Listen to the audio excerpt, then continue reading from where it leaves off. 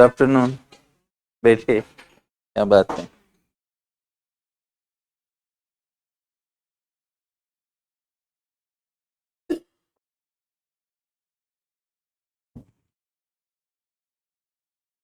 बैठने में परेशानी हो रही है क्या?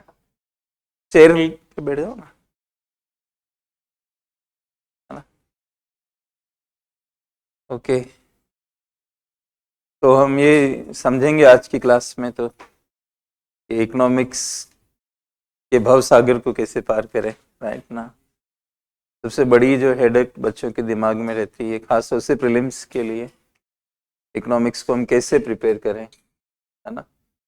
तो आज की क्लास में तो इसी तरह की बातचीत होगी और फिर सिलेबस और अन्य चीज़ों पे हम बातचीत करेंगे। कैसे I will proceed into the class, आने वाले टाइम में हम कैसे कैसे आगे मूव करेंगे, उसका नियोजन क्या होगा, क्लास प्लानिंग जो भी है उसको लेकर बातचीत करेंगे, राइट। और आप ये भय दिमाग से निकाल दें कि इकोनॉमिक्स मतलब कोई हमसे पार नहीं पड़ेगी, इस तरह का कोई मैटर नहीं है। लेकिन आपको एक स्टैंडर्ड फॉलो करना पड़ेगा, जो स्तरीय अध्ययन जिसको हम कहते हैं। यूपीएससी का एक लेवल है, उस लेवल के साथ आपकी मैचिंग होनी चाहिए। तो वो मेरा प्रयास होगा कि आप कुछ भी नहीं जानते, ज़ीरो पर भी हैं, तो भी वहाँ तक कैसे लेके जाना है, ये मेरा टास्क है। ज्ञान में क्या होता है? सरेंडर होता है, समर्पण होता है। ज्ञान में संशय नहीं होता है, संशय के साथ चलने वाले को कभी भी सफलता नहीं मिलती है ना। मतलब जिसको आप कहते हो टेस्टिंग वाला मोड जो रहता है हर जगह पर, हमारी जो आदत पड़ी हुई है कि हम चेक आउट करते हैं, उस आदत से हमारी नैया पार नहीं होगी। तो खैर, इतना लंबा चौड़ी बात नहीं करना चाहता मैं, और हम मुद्दे पर आते हैं कि इकोनॉमिक्स को हम यूपीएससी के पॉइंट ऑफ व्यू से कैसे तैयार करें, राइट। स्टेप वाइज मैं समझाने का आपको प्रयास करूंगा, और सिलेबस पे मैं बाद में आऊँगा, अभी रुक कर आऊँगा। कुछ मूलभूत बातें हम पहले कर लेते हैं, उसके बाद में सिलेबस पे आऊँगा। तो फर्स्ट पॉइंट आपको ध्यान में रखना चाहिए, क्योंकि आई थिंक सारे हिंदी मीडियम के स्टूडेंट्स हैं इस क्लास के अंदर। इंग्लिश मीडियम का तो नहीं है ना कोई भी? सारे हिंदी मीडियम के हैं। और वैसे भी हम लोग बाईलिंगुअल क्लासेस चलाना पसंद नहीं करते, मतलब इंग्लिश होता है तो फिर प्योर इंग्लिश में ही होती है क्लास। हिंदी में तो हमें बाईलिंगुअल होना पड़ता है। आप भी जानते हो कि टेक्निकल वर्ड्स जो होते हैं वो आपको ध्यान में रहने चाहिए। मैं क्लास इनफैक्ट वहीं से शुरू कर रहा हूँ कि इकोनॉमिक्स एक टेक्निकल विषय हो जाता है, पूरी तरह से टेक्निकल है। तो जब आप प्रीलिम्स देने जाओगे तो आपको ये ज़रूर देखना है, तो आपका ध्यान तो हिंदी वर्जन पर ही रहता है, लेकिन आपको उसका इंग्लिश साइड भी देखना चाहिए कि जो सवाल आप हिंदी में पढ़ रहे हो तो इंग्लिश में क्या लैंग्वेज आ रही है उसकी। और दो तीन सवाल ऐसे होते हैं जो बेवजह खराब हो जाते हैं सवाल को नहीं समझने की वजह से। और हिंदी हम कहते हैं, लेकिन हमारी हिंदी उतनी मजबूत नहीं है। ऐसे मैं ढेरों एग्जाम्पल आपको दे सकता हूँ। तो सबसे पहला, आप एक तो नोटबुक ओपन रखें, है ना, जो भी लेखन कार्य है उसमें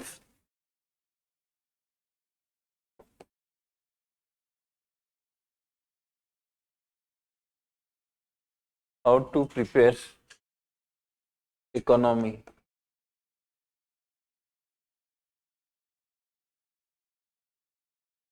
फॉर यूपीएससी पीटी,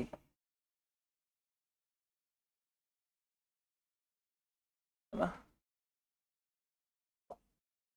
पीटी के लिए अर्थशास्त्र, अर्थव्यवस्था,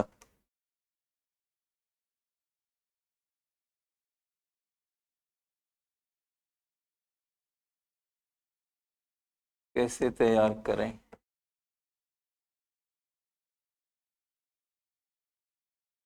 लिखते रहिए मेरे साथ साथ, है ना। लिखने से अनुशासन आता है। हर चीज राइटिंग के लेवल पे भी जानी चाहिए।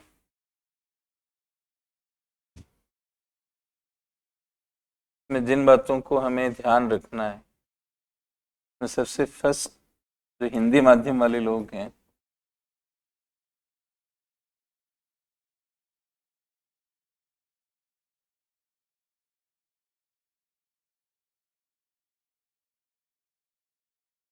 लोगों को या छात्रों को इंग्लिश वर्जन भी देखना चाहिए।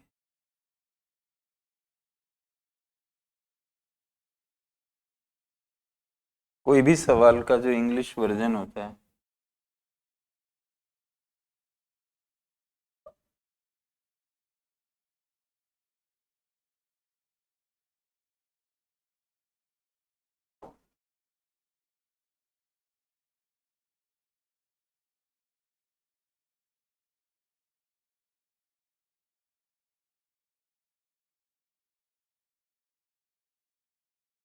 मतलब ये कि फंडामेंटल रूल्स समझा रहा हूँ आपको। अगर आपने यहाँ पे गलती करी तो एक दो क्वेश्चंस आपके हाथ से छूट जाएंगे।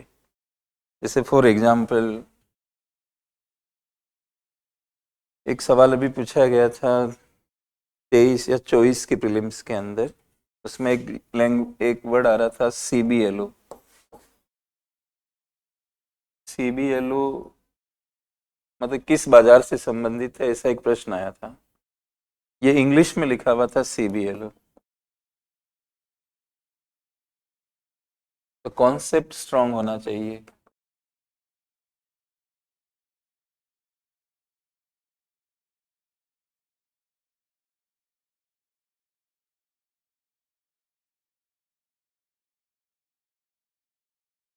जितने भी कॉन्सेप्ट पार्ट है इकोनॉमिक्स के अंदर,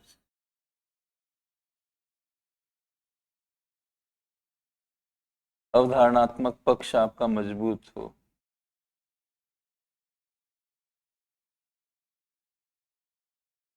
ये स्ट्रांग होना चाहिए।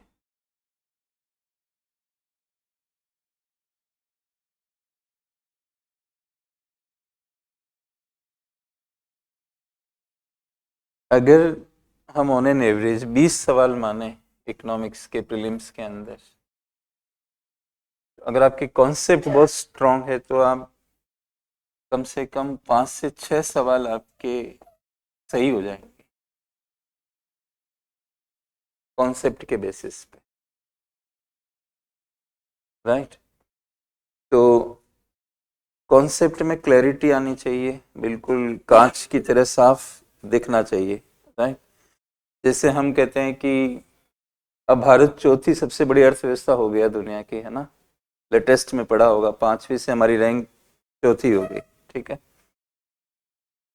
फिर भी हम डेवलप्ड कंट्री में क्यों नहीं आते? मतलब हम चाह रहे हैं ना कि 2047 तक हम हाई इनकम इकोनॉमी बन जाए। क्या जीडीपी में हम चौथे स्थान पर हैं, फिर भी वर्ल्ड बैंक हमें हाई इनकम इकोनॉमी के अंदर क्यों नहीं शामिल करता है? तो ये कौन बच्चा इसको समझ सकता है जिसकी कॉन्सेप्ट अच्छी होती है? डेवलपमेंट लोगों के वेलफेयर में देखा जाता है, लोगों की वेलफेयर कैसे चल रही है। ऐसे तो हम टोटल साइज से नहीं मतलब होता है।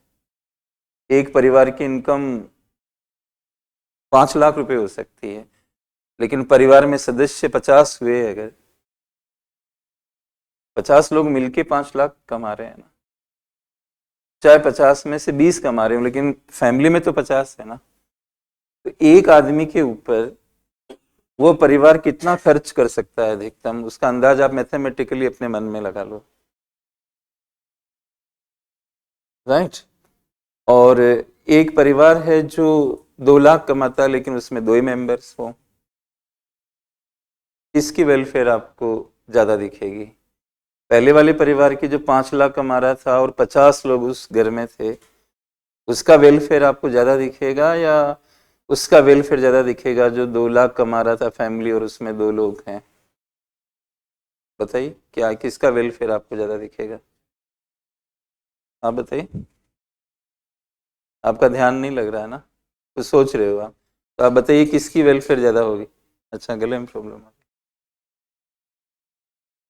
किसकी वेलफेयर ज्यादा होगी?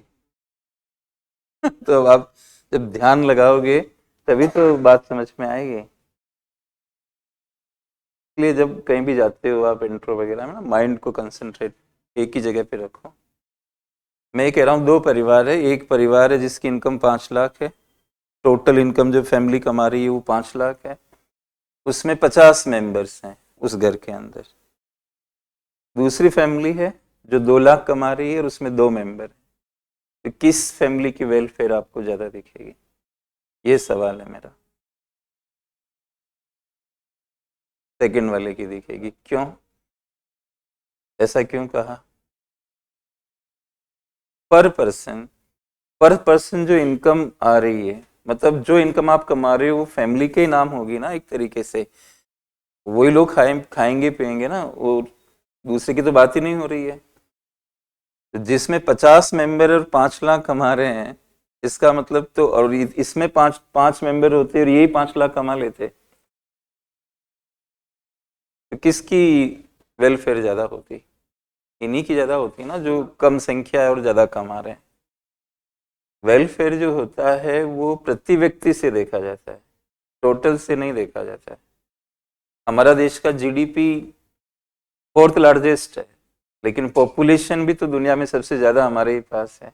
तो पर पर्सन जितनी प्रोडक्शन होनी चाहिए उतनी नहीं है। तो हमारी रैंक कौन सी आती है प्रति व्यक्ति आय में? 153, 153वें नंबर पे आते हैं वर्ल्ड बैंक के अनुसार। और ऐसे टोटल में कहाँ पे आ रहे हैं? चौथे नंबर पे। अच्छा, कहीं पर भी, हमारे यहाँ जमीन भी बहुत है, इंडिया के अंदर खेती वाली जमीन भी बहुत है, लेकिन प्रति व्यक्ति जमीन कितनी है? मैं आपसे पूछ नहीं रहा, आपको सोचने के लिए कह रहा हूँ। प्रति व्यक्ति जमीन उतनी नहीं आएगी क्योंकि पॉपुलेशन उतनी ज्यादा है हमारे यहाँ। अभी 2-3 दिन पहले मेरी घर पे ऐसे बात हो रही थी कि इंडिया मिल्क में नंबर 1 है प्रोडक्शन में। तो बोले नंबर 1 कैसे माना जाता है, ऐसा मेरे घर में डिस्कशन चल रहा था। मैंने कहा प्रोडक्शन, तो आर्ग्यूमेंट हो रहा था कि हम तो कंज्यूम भी बहुत कर लेते हैं। मैंने कहा कंजप्शन से नहीं मतलब होता है, हम कितना प्रोडक्शन कर रहे हैं, अमेरिका कितना कर रहा है, डेनमार्क कितना कर रहा है, उसके हिसाब से इंडिया वर्ल्ड के अंदर नंबर 1 मिल्क का उत्पादक है प्रोडक्शन के पॉइंट ऑफ व्यू से। फिर मैंने उनको समझाया कि नंबर 1 होते हुए भी हमारे यहाँ प्रति व्यक्ति मिल्क उतना नहीं है, क्योंकि जितना मिल्क है उसको डिवाइड करोगे पॉपुलेशन से।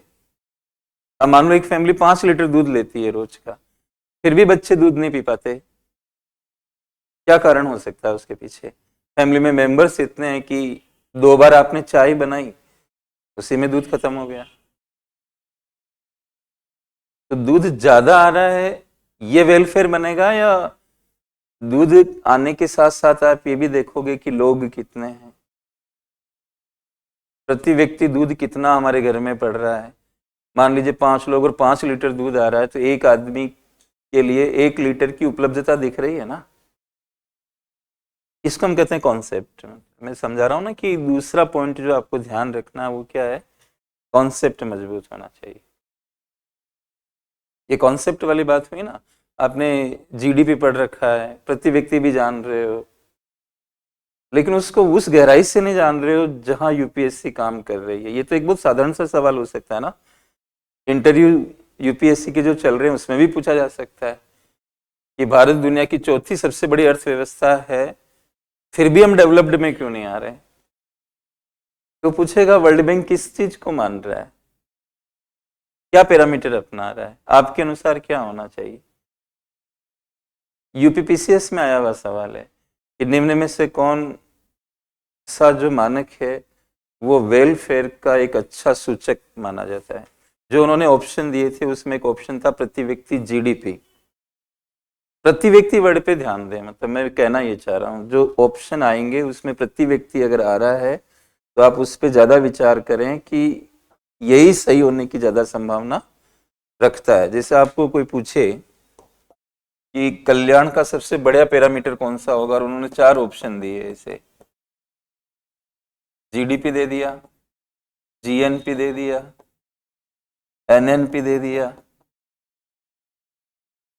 ये 3, और फिर दे दिया प्रति व्यक्ति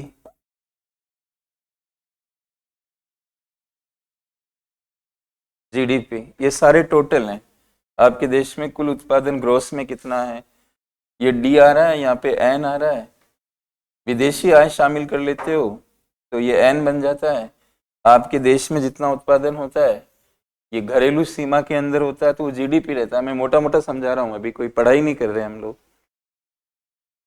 विदेशी लोग जो यहाँ आय कमाते हैं उसको बाहर निकाल देते हो और हम जो कमाते हैं उसको ऐड कर देते हो, तो कौन सा कॉन्सेप्ट बनता है, जीएनपी का। घिसावट मशीनों पे होती है, उसको माइनस कर देते हो तो एनएनपी का होता है। लेकिन ये सारे के सारे क्या है, टोटल कॉन्सेप्ट है पूरे देश की, ये पॉपुलेशन को ध्यान में नहीं रख रहा है। जबकि प्रति व्यक्ति जीडीपी कैसे निकलता है, जीडीपी को आप डिवाइड करोगे किससे, पॉपुलेशन से।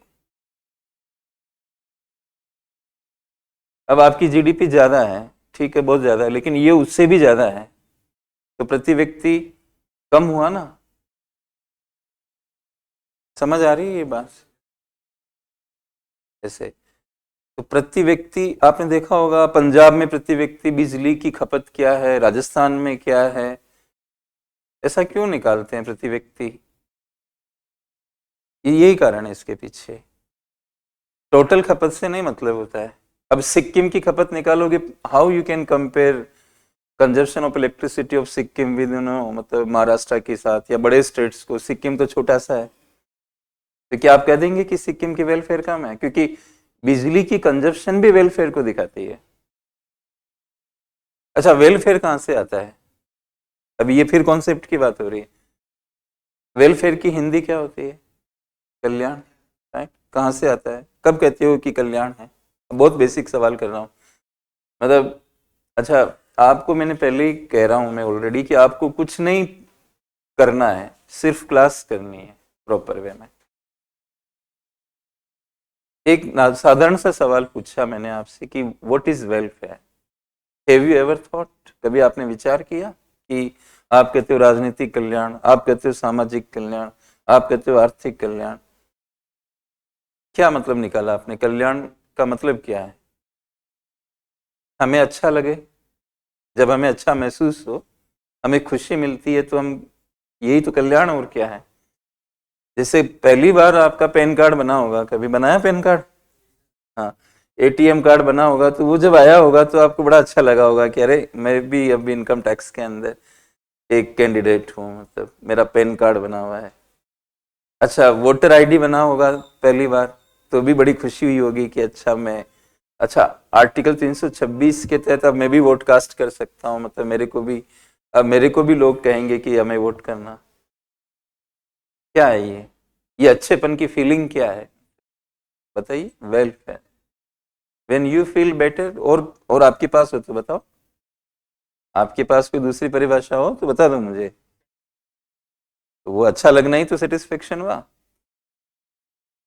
सेटिस्फेक्शन कुछ अलग चीज होती है क्या, जब आपको अच्छा लगता है यही तो सेटिस्फेक्शन है।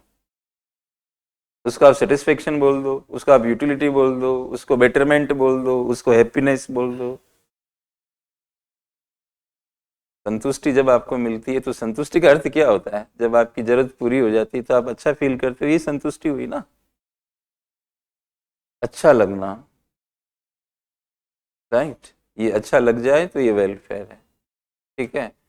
तो आपको अच्छा महसूस होगा अगर आपको ज्यादा मात्रा अवेलेबल है आपकी कंट्री के अंदर, आपको अच्छा वेलफेयर महसूस होगा। वेलफेयर प्रोडक्शन से क्या होता है, हम कंजप्शन कर पाते हैं। अच्छा, कंजप्शन करते हैं तो हमें अच्छा महसूस होता है। इकोनॉमिक्स में तो इसमें नैतिकता भी नहीं होती।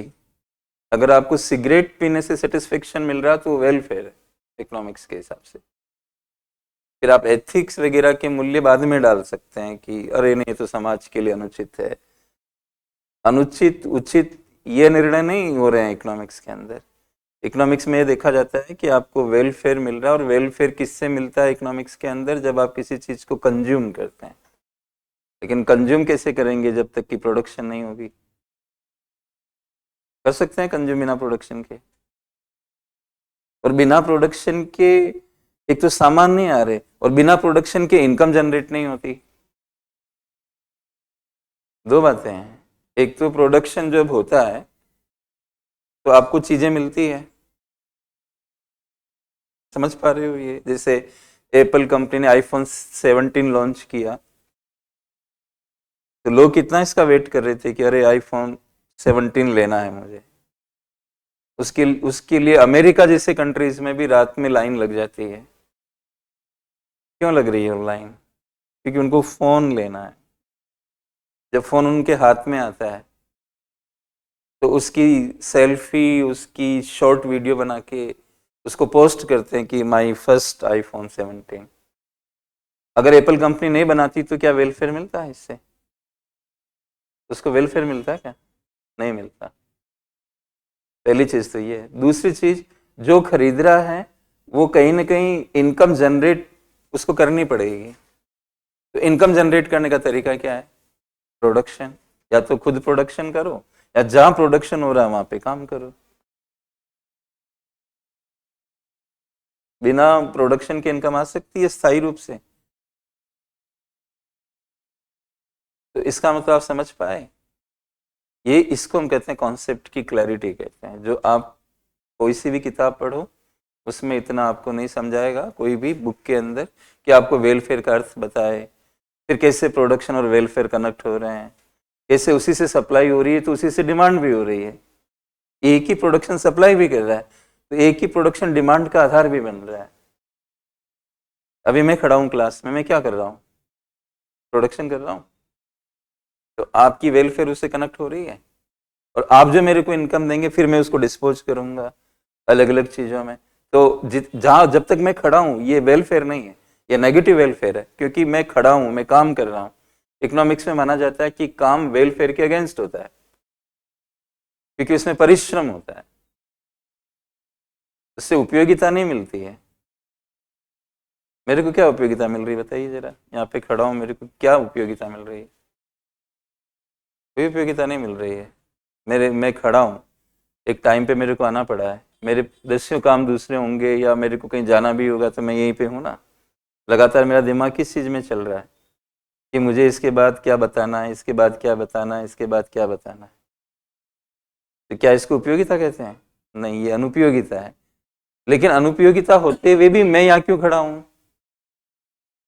क्योंकि इस अनुपयोगिता के बदले जो पैसा आएगा उससे मेरे को क्या उपयोगिता मिलेगी, ये कंपैरिजन चलता है। Economics is the subject of comparison, everywhere you compare. लेकिन आपकी फंडामेंटल्स स्ट्रांग होनी चाहिए, कॉन्सेप्ट शानदार होने चाहिए, जैसे कि मैंने आपको प्रति व्यक्ति से समझाया। अवधारणात्मक पक्ष आपका बिल्कुल क्लियर होना चाहिए कि why India is not the part of developed countries list, जबकि हम चौथी रैंक पे आ रहे हैं, फिर भी हमें डेवलप्ड क्यों नहीं माना जा रहा है? क्योंकि वेलफेयर का प्रति व्यक्ति लेवल उतना नहीं है। क्योंकि हम पॉपुलेशन से हमारे देश की राष्ट्रीय आय को डिवाइड करेंगे तो हम 153 रैंक पे चले जाते हैं। अब आपका पढ़ने का तरीका क्या होना चाहिए? फिर आपको ये भी पता होना चाहिए कि वर्ल्ड बैंक किस लेवल पर कौन कितनी प्रति व्यक्ति आय होगी, तब जाके हमें वो काउंट करेगा। फिर ये फैक्ट्स आ जाते हैं, मतलब कॉन्सेप्ट के साथ फिर क्या आ जाते हैं, लेवल बनाएगा ना वो कि कितना प्रति व्यक्ति आय डॉलर्स में आपकी होनी चाहिए। ऐसे सवाल निकलते हैं यूपीएससी में। तो कॉन्सेप्ट के साथ फैक्ट और फैक्ट के साथ कॉन्सेप्ट्स की एक कनेक्टिविटी बनती है। तो दूसरा इंपॉर्टेंट जो पार्ट है वो मैंने आपको बताया कि आपका अवधारणात्मक पक्ष मजबूत होना चाहिए। राइट? जैसे हर फील्ड में होगा ना, ये किन्स का अर्थशास्त्र होता है। तो किन्स ने क्या बोला कि डिमांड बढ़ने से जीडीपी बढ़ेगा। तो डिमांड किसको कहते हैं, डिमांड के क्या क्या फैक्टर्स होते हैं? जैसे वो कहते हैं C plus I plus G plus X minus M.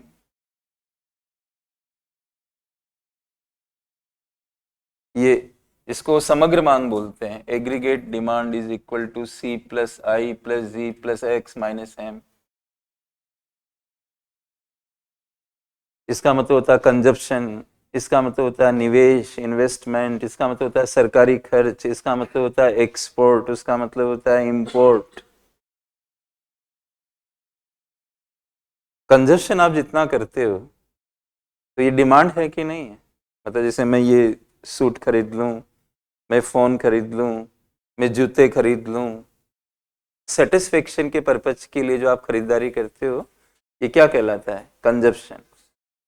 और प्रोडक्शन के लिए खरीदते हो, उसको क्या कहते हैं हम? इन्वेस्टमेंट।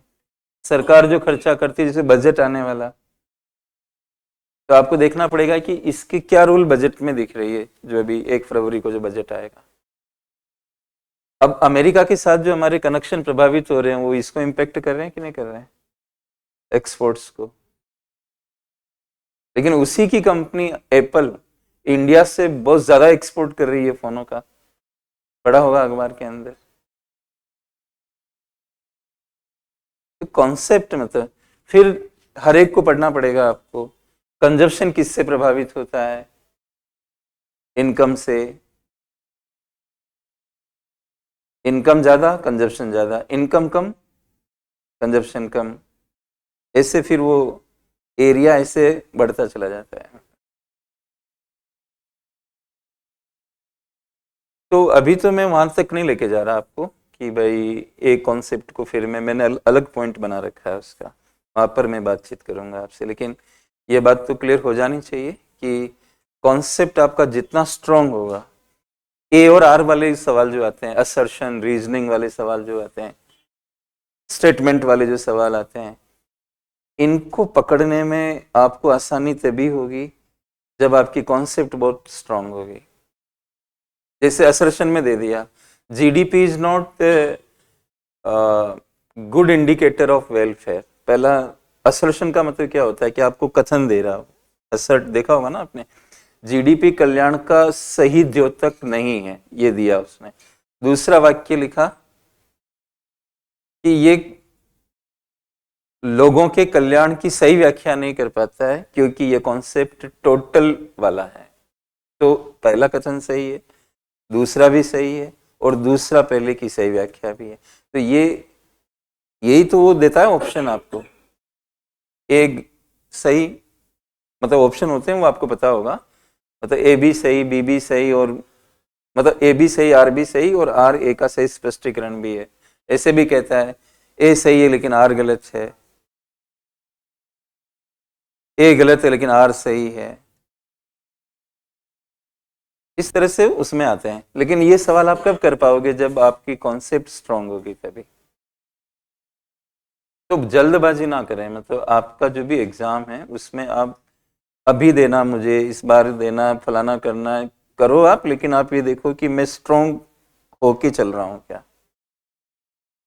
मैंने जैसे हमारे ऐप वाले को आज सुबह कहा था कि जब हम दूसरी सीढ़ी पे चढ़ते हैं तो पहली सीढ़ी पे हमारा पैर रहना चाहिए।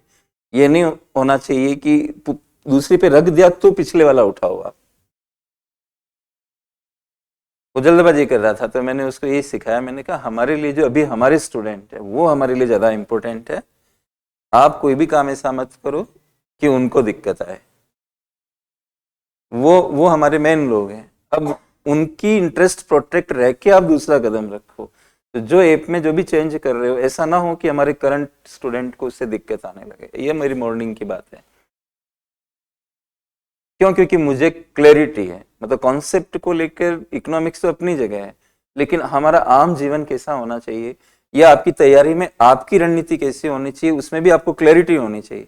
ये नहीं कि एक को छोड़ दिया फिर ऊपर पे आप करंट ही करंट के अंदर जा रहे हो और बेस को आपने कमजोर कर दिया, तो ये चीज फिर क्या होगी कि गड़बड़ा जाएगी आपको। तो हर चैप्टर वाइज आप कॉन्सेप्ट के थोड़ा सा गहराई में जा जाके आप देखें। सब चीज़ें हमारी क्लास में आएगी, मॉनेटरी पॉलिसी वगैरह के सबके रोल। अभी उतना लंबा मैं बातचीत आपसे करने के मूड में नहीं हूँ, क्योंकि वो एक ही पॉइंट फिर लंबा खींचने से आपको दिक्कत आएगी। तो दूसरा ध्यान हमें क्या रखना है, कॉन्सेप्ट मजबूत होना चाहिए। इकोनॉमिक्स के बारे में बातचीत हो रही है, इकोनॉमिक्स में क्या जरूरी है प्रीलिम्स क्लियर करने के लिए। थर्ड पॉइंट पे आए हैं आप।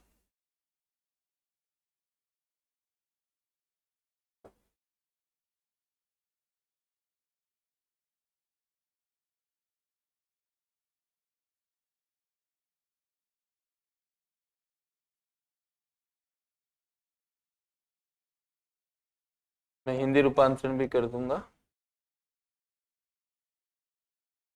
संबंध और अंतर संबंध जो होते हैं।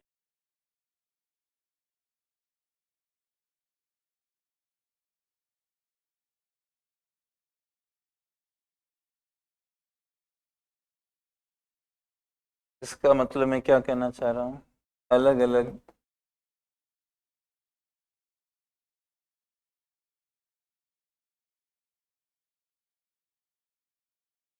अवधारणाओं के बीच में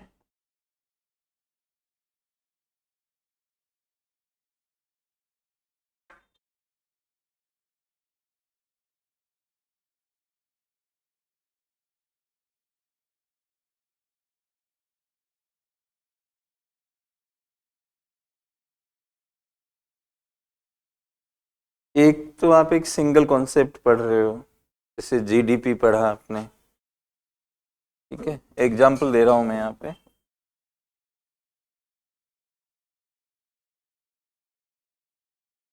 आप जैसे जीडीपी जानते हो, ठीक है, तो यहाँ मैंने जीडीपी लिखा,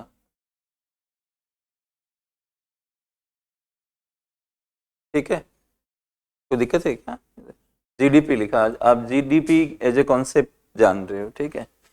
एक कॉन्सेप्ट आप जान रहे हो टैक्स रेवेन्यू की। टैक्स रेवेन्यू का हिंदी क्या होता है? कर राजस्व, ठीक है।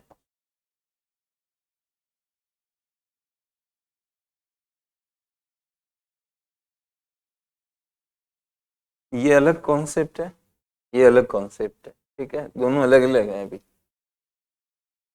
तीसरा, इसके नीचे लिखना है, बिल्कुल जैसे मैं बना रहा हूँ वैसे चलिए आप। इसके नीचे लिखवा फिस्कल डेफिसिट।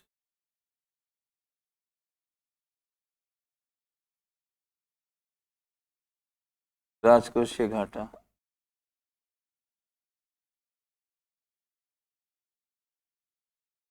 जैसे मैं बनाया वैसे ही बनाना है।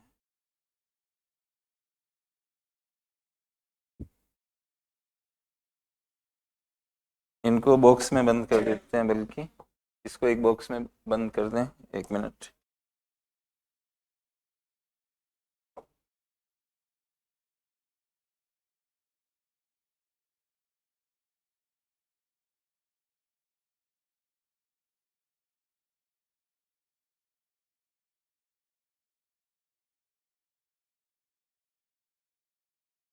ठीक है, हिंदी मैंने लिख ही दिया, तो आपके पास है ही हिंदी में, इंग्लिश में ही अभी, क्योंकि वो बॉक्स ठीक से नहीं बन पा रहे हैं, इसलिए इसको ठीक इसके सामने लेके आता हूँ।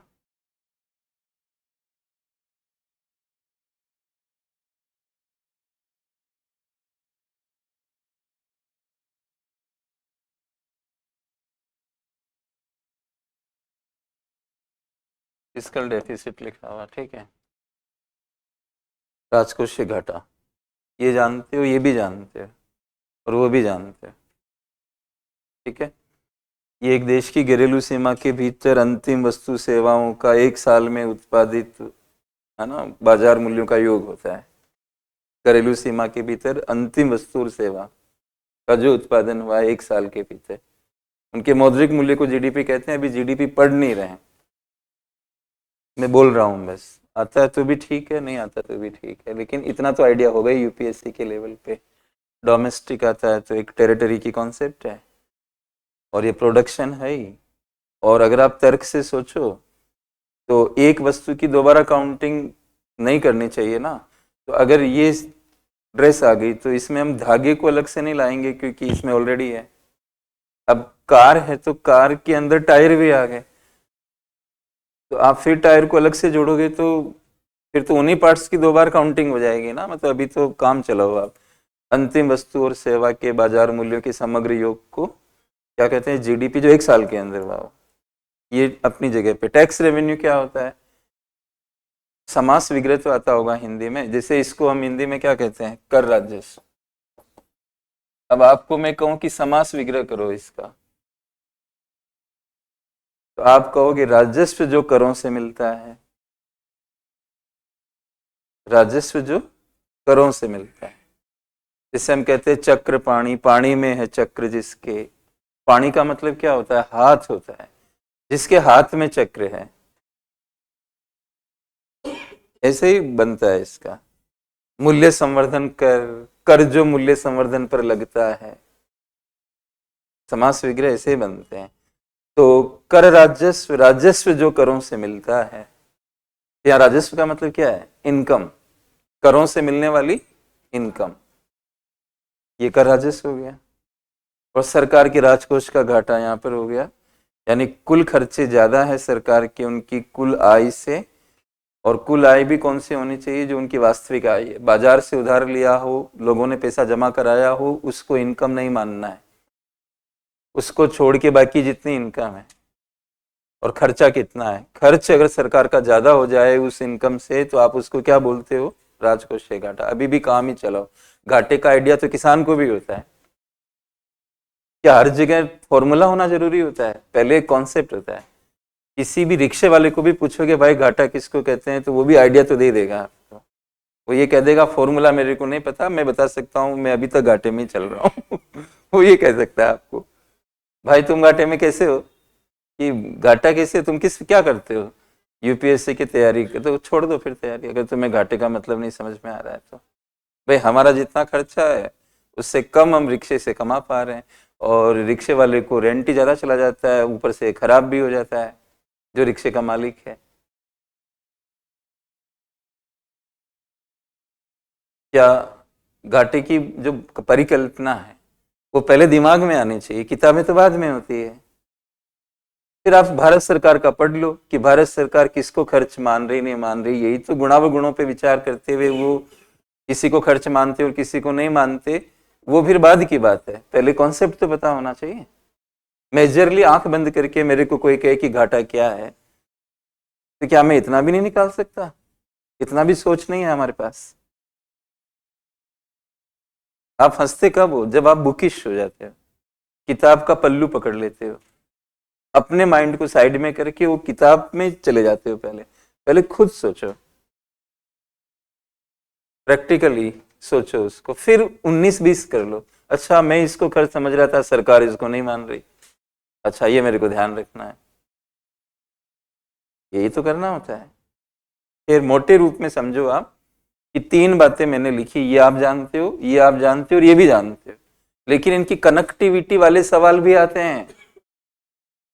तो अब मैं कनेक्टिविटी समझा रहा हूं। अगर जीडीपी बढ़ता है तो इस पर क्या इम्पैक्ट पड़ेगा? राजस्व बढ़ेगा गिरेगा वही रहेगा? क्या आपको कॉमन सेंस से सोचना? बढ़ेगा।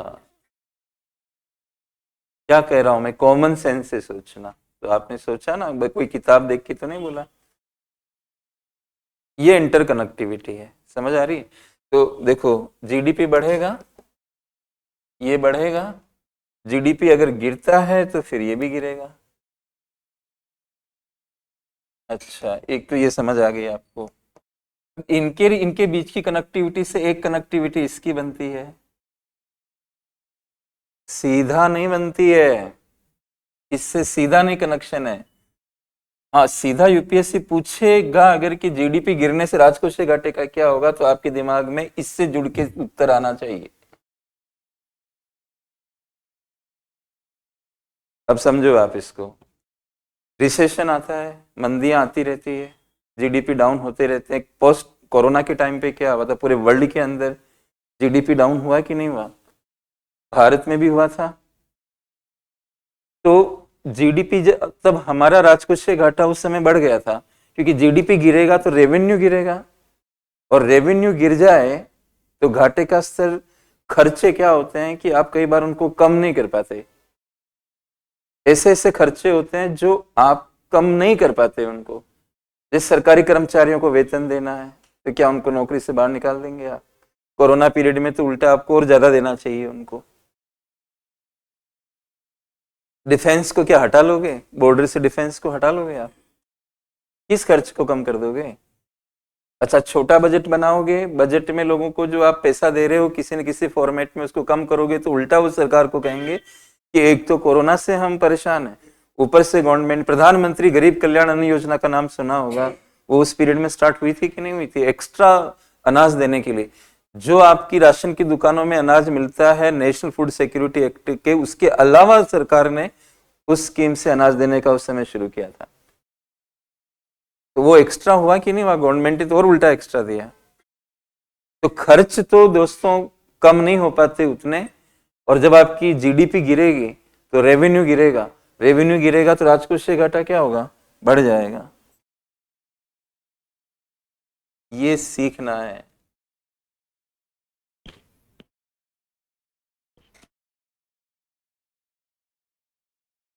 इम्पैक्ट कैसे आ रहा है इसका? इस रूट से आ रहा है। डायरेक्ट जीडीपी राजकोषीय घाटे से नहीं रिलेट हो रहा है। ये गिरेगा तो फिर टैक्स रेवेन्यू गिरेगा, टैक्स रेवेन्यू गिरेगा तो ये बढ़ जाएगा।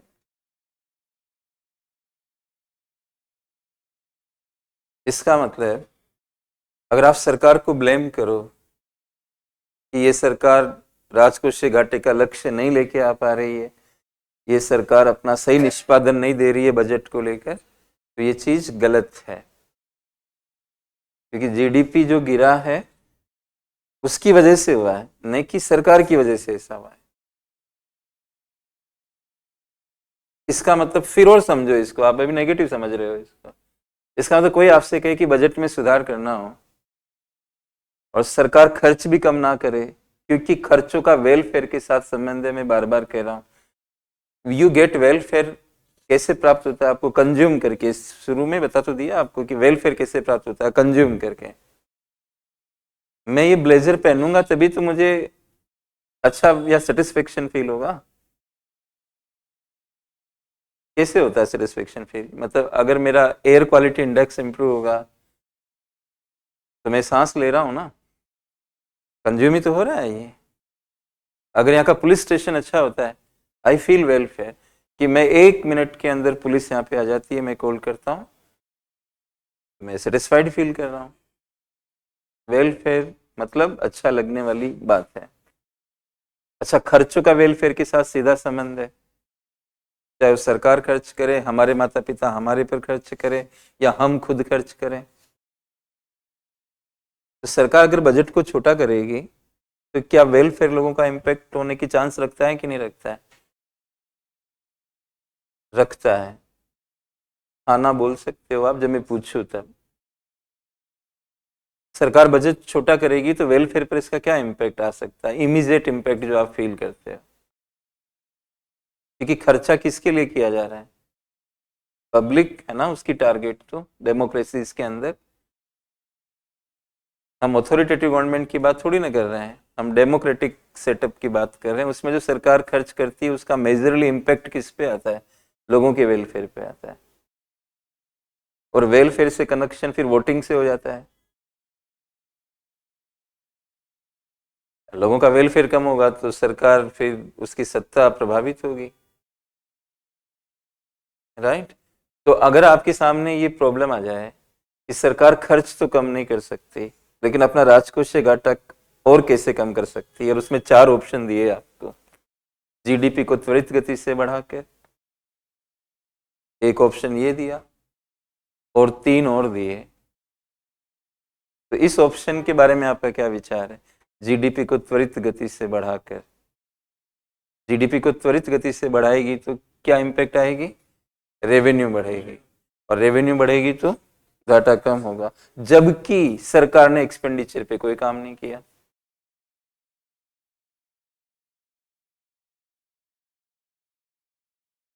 ये यहाँ आके आपका दिमाग मतलब वो होने, तो ऐसे सवालों पे जाके बच्चा फंस जाता है, फिर वो बार बार पीटी देता है। और इकोनॉमिक्स इतना ब्यूटीफुल सब्जेक्ट है हमारे हिसाब से कि अगर 20 सवाल आते हैं तो 12-13 तक आप पहुंच सकते हो। 12-13 खूब होते हैं, 60% तक आप आराम से जा सकते हो। इसमें न कोई प्राचीन भारत पढ़ना है, न आधुनिक पढ़ना है, न फलाना। अभी मैं चैप्टर का नियोजन बताऊंगा, वो चैप्टर अगर आप ठीक से पढ़ लेते हो तो आपको बहुत अच्छी जोन मिल सकती है, सटीकता जिसको हम कहते हैं कि यहाँ मेरे सवाल फंस सकते हैं, वैसा विषय है ये। और किताब की भी कोई आवश्यकता नहीं, पढ़ रही है जैसे अभी मैं समझा रहा हूँ। अगर एक बच्चा पढ़ने के लिए बैठा हुआ है, होता क्या कि कई बच्चे उनके दिमाग में कुछ और चलता रहता है, वो एक टटोलने का प्रयास करते हैं। तो उस चक्कर में उनका माइंड कंसंट्रेट नहीं होने की वजह से वो कंपैरिजन, मैंने ये पढ़ रखा तो ये बता रहे हैं तो ये ऐसा ऐसा है। क्या बोला मैंने शुरू में, आप सरेंडर कर दोगे, अगर समर्पण कर दोगे तो फिर सफलता भी आ जाएगी उसके साथ। कोई भी टीचर होता है तो समर्पण करे बना तो आप कुछ नहीं प्राप्त कर सकते उससे। दिमाग को घर पे रखे आना और आराम से बैठ के वो फिर जाके लगाओ माइंड, क्लास में नहीं। ये मॉडल अगर आप अपनाओगे तो आपको ज्यादा फायदा होगा, उसी चीज का ज्यादा फायदा होगा। घर जाके फिर नोट्स देखो और फिर कोई बात कम समझ आ रही है तो आके मिलो, डिस्कशन कर लो। उसमें डिस्कशन में एक विचार से बंधे मत रहो, माइंड को ओपन रखो। मैंने ये पढ़ रखा, मेरे माइंड में ये आया है, फिर वही वही व्यू से बात करोगे तो फिर वो व्यू क्लियर तो नहीं हो पाएगा। सामने वाले के व्यू को आप कैसे जान पाओगे फिर, क्योंकि आप पहले से एक व्यू लेके बैठे हुए हो। तो ये विचार रखो कि मैं भी गलत हो सकता हूं, मेरी थीम भी अलग हो सकती है। तो दोस्तों ये इंटरकनेक्टिविटी, फिर इसकी इंटरकनेक्टिविटी तो और ज्यादा है। जीडीपी से आयात भी बढ़ते हैं। तो अगर मैं बढ़ने की बात करता हूं तो जीडीपी बढ़ा तो टैक्स रेवेन्यू बढ़ा तो फिजिकल डेफिसिट डाउन हुआ। लेकिन इसका एक पक्ष और है, जो मैंने उधर तीन ही बनाए हैं अभी। एक पक्ष होता है आयातों का, आयात बढ़ जाते हैं। जीडीपी बढ़ने से आयात बढ़ते हैं, थ्योरी है केन्स की। अभी नहीं पूछना मेरे से कि ऐसा क्यों होता है, नहीं तो इसी में अटक जाएंगे फिर हम लोग। अभी एक बात बता दी आपको, क्लास से पूरी की पूरी समझाऊंगा क्यों होता है ऐसा। हाँ, मैं कुछ अनुभवजन्य अध्ययन आपको बता देता हूँ जिससे आपका मन शांत हो जाएगा। अमेरिका दुनिया का नंबर 1 कंट्री है जीडीपी के लिहाज से, तो सबसे ज्यादा आयात करता है अमेरिका। चाइना दूसरी इकोनॉमी है, सबसे ज्यादा सेकंड नंबर पे आयात करने वाला कंट्री कौन है, चाइना है। और फिर आप भारत का इकोनॉमिक सर्वे पढ़ना 2021 का, उसमें क्या हुआ, जब हमारा जीडीपी गिरा तो हमारे आयात भी गिर गए। हमारा अपना बता रहा हूं, भारत का जीडीपी गिरा तो भारत की आयात 2021 के पहले 6 महीनों का रिसर्च बता रहा हूं। वो 2021 में 4 क्वार्टर, हर साल में कितने क्वार्टर होते हैं, 4 क्वार्टर। फर्स्ट क्वार्टर सेकंड में रिसेशन था ना इंडिया में, पूरे साल में नहीं था। फर्स्ट 2 क्वार्टर में हमारे इंडिया में जीडीपी नीचे चला गया था, फिर थर्ड क्वार्टर फोर्थ क्वार्टर में वापस बढ़ने लग गया। तो रिसेशन हमारे इंडिया में 2021 के अर्ध भाग में थी, पहले अर्ध भाग में। उसका डेटा पढ़ना, उस पीरियड में भारत के आयात नीचे चले गए थे। और कमाल की बात बताऊं, भारत व्यापार अधिशेष में आ गया था। एक चीज बताओ, जहां मंदी, कोरोना का पीरियड चल रहा है, आप व्यापार अधिशेष में कैसे आ सकते हो। अधिशेष में थे, मतलब हम एक्सपोर्ट इंपोर्ट में एक्सपोर्ट ज्यादा कर रहे थे, इंपोर्ट गिर गए थे नीचे। जब इंपोर्ट गिर गए आपके, इंपोर्ट से माइनस होता है ना, मतलब इंपोर्ट से आपको पेमेंट करनी पड़ती है ना, घाटे में किस वजह से आओगे आप, व्यापार घाटे की बात कर रहा हूं मैं। व्यापार घाटा कब आता है किसी कंट्री में, जब आप आयात ज्यादा करते हो निर्यातों की तुलना में, तभी घाटे में आओगे ना। तो कोरोना में ऐसा क्या हो गया कि उसके पहले आधे भाग में हम अधिशेष में आ गए। क्या कोई चमत्कार हो गया था भारत में, तो गलत हो रहा था ना, फिर भी हम अधिशेष में कैसे आ गए। ये 3 एग्जाम्पल दे दिए आपको, थ्योरी में बाद में बताऊंगा, मैंने रिसर्च पहले बताया। रिसर्च क्या होता है, अनुभव पर आधारित होता है ना, तो आप अनुभव वाली बात बता दिए, लेकिन इसका सैद्धांतिक पक्ष क्या है इसको मैं बकाया छोड़ रहा हूं अभी, क्योंकि उसमें हम चले जाएंगे तो फिर पूरी क्लास ही खत्म हो जाएगी इसी पे। मुझे किन्स का इकोनॉमिक्स लाना पड़ेगा, डायग्राम बनाऊंगा, कई चीजें हैं उसके अंदर। अभी आप काम चलो। देखो, अब जीडीपी एक तरफ क्या कर रहा है, राजकोषीय घाटा कम कर रहा है, लेकिन ये आयात बढ़ा के क्या करेगा। अब इसी के नीचे ये भी घाटा है, एक घाटा और लिख रहा हूं। वो कौन सा घाटा है, ट्रेड वाला।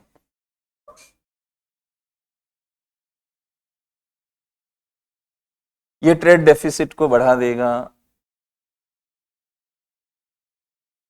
क्यों? क्योंकि जब जीडीपी बढ़ेगा तो क्या बढ़ेगा? आयात।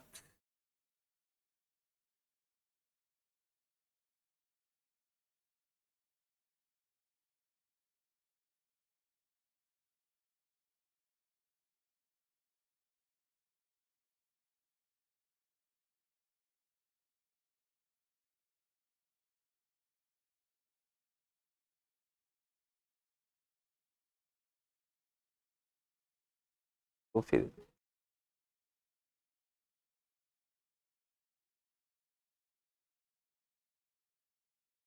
तो अब ये जो एक पक्ष सकारात्मक है, एक नकारात्मक है, ये सारी बातें फिर ये तो पॉलिसी वालों के ऊपर है। लेकिन एक चीज बताओ आप, इन पॉइंट्स को देख के क्या आप ये कह सकते हो कि हमें जीडीपी को रोक देना चाहिए? जीडीपी बढ़ने से हुआ ना ये, तो क्या जीडीपी नहीं बढ़ने देना चाहिए? क्या कहोगे आप?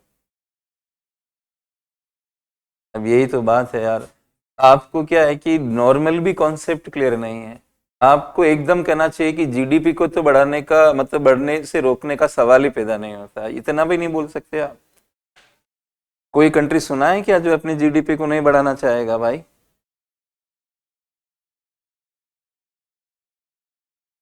इसमें भी सोचना पड़ेगा क्या?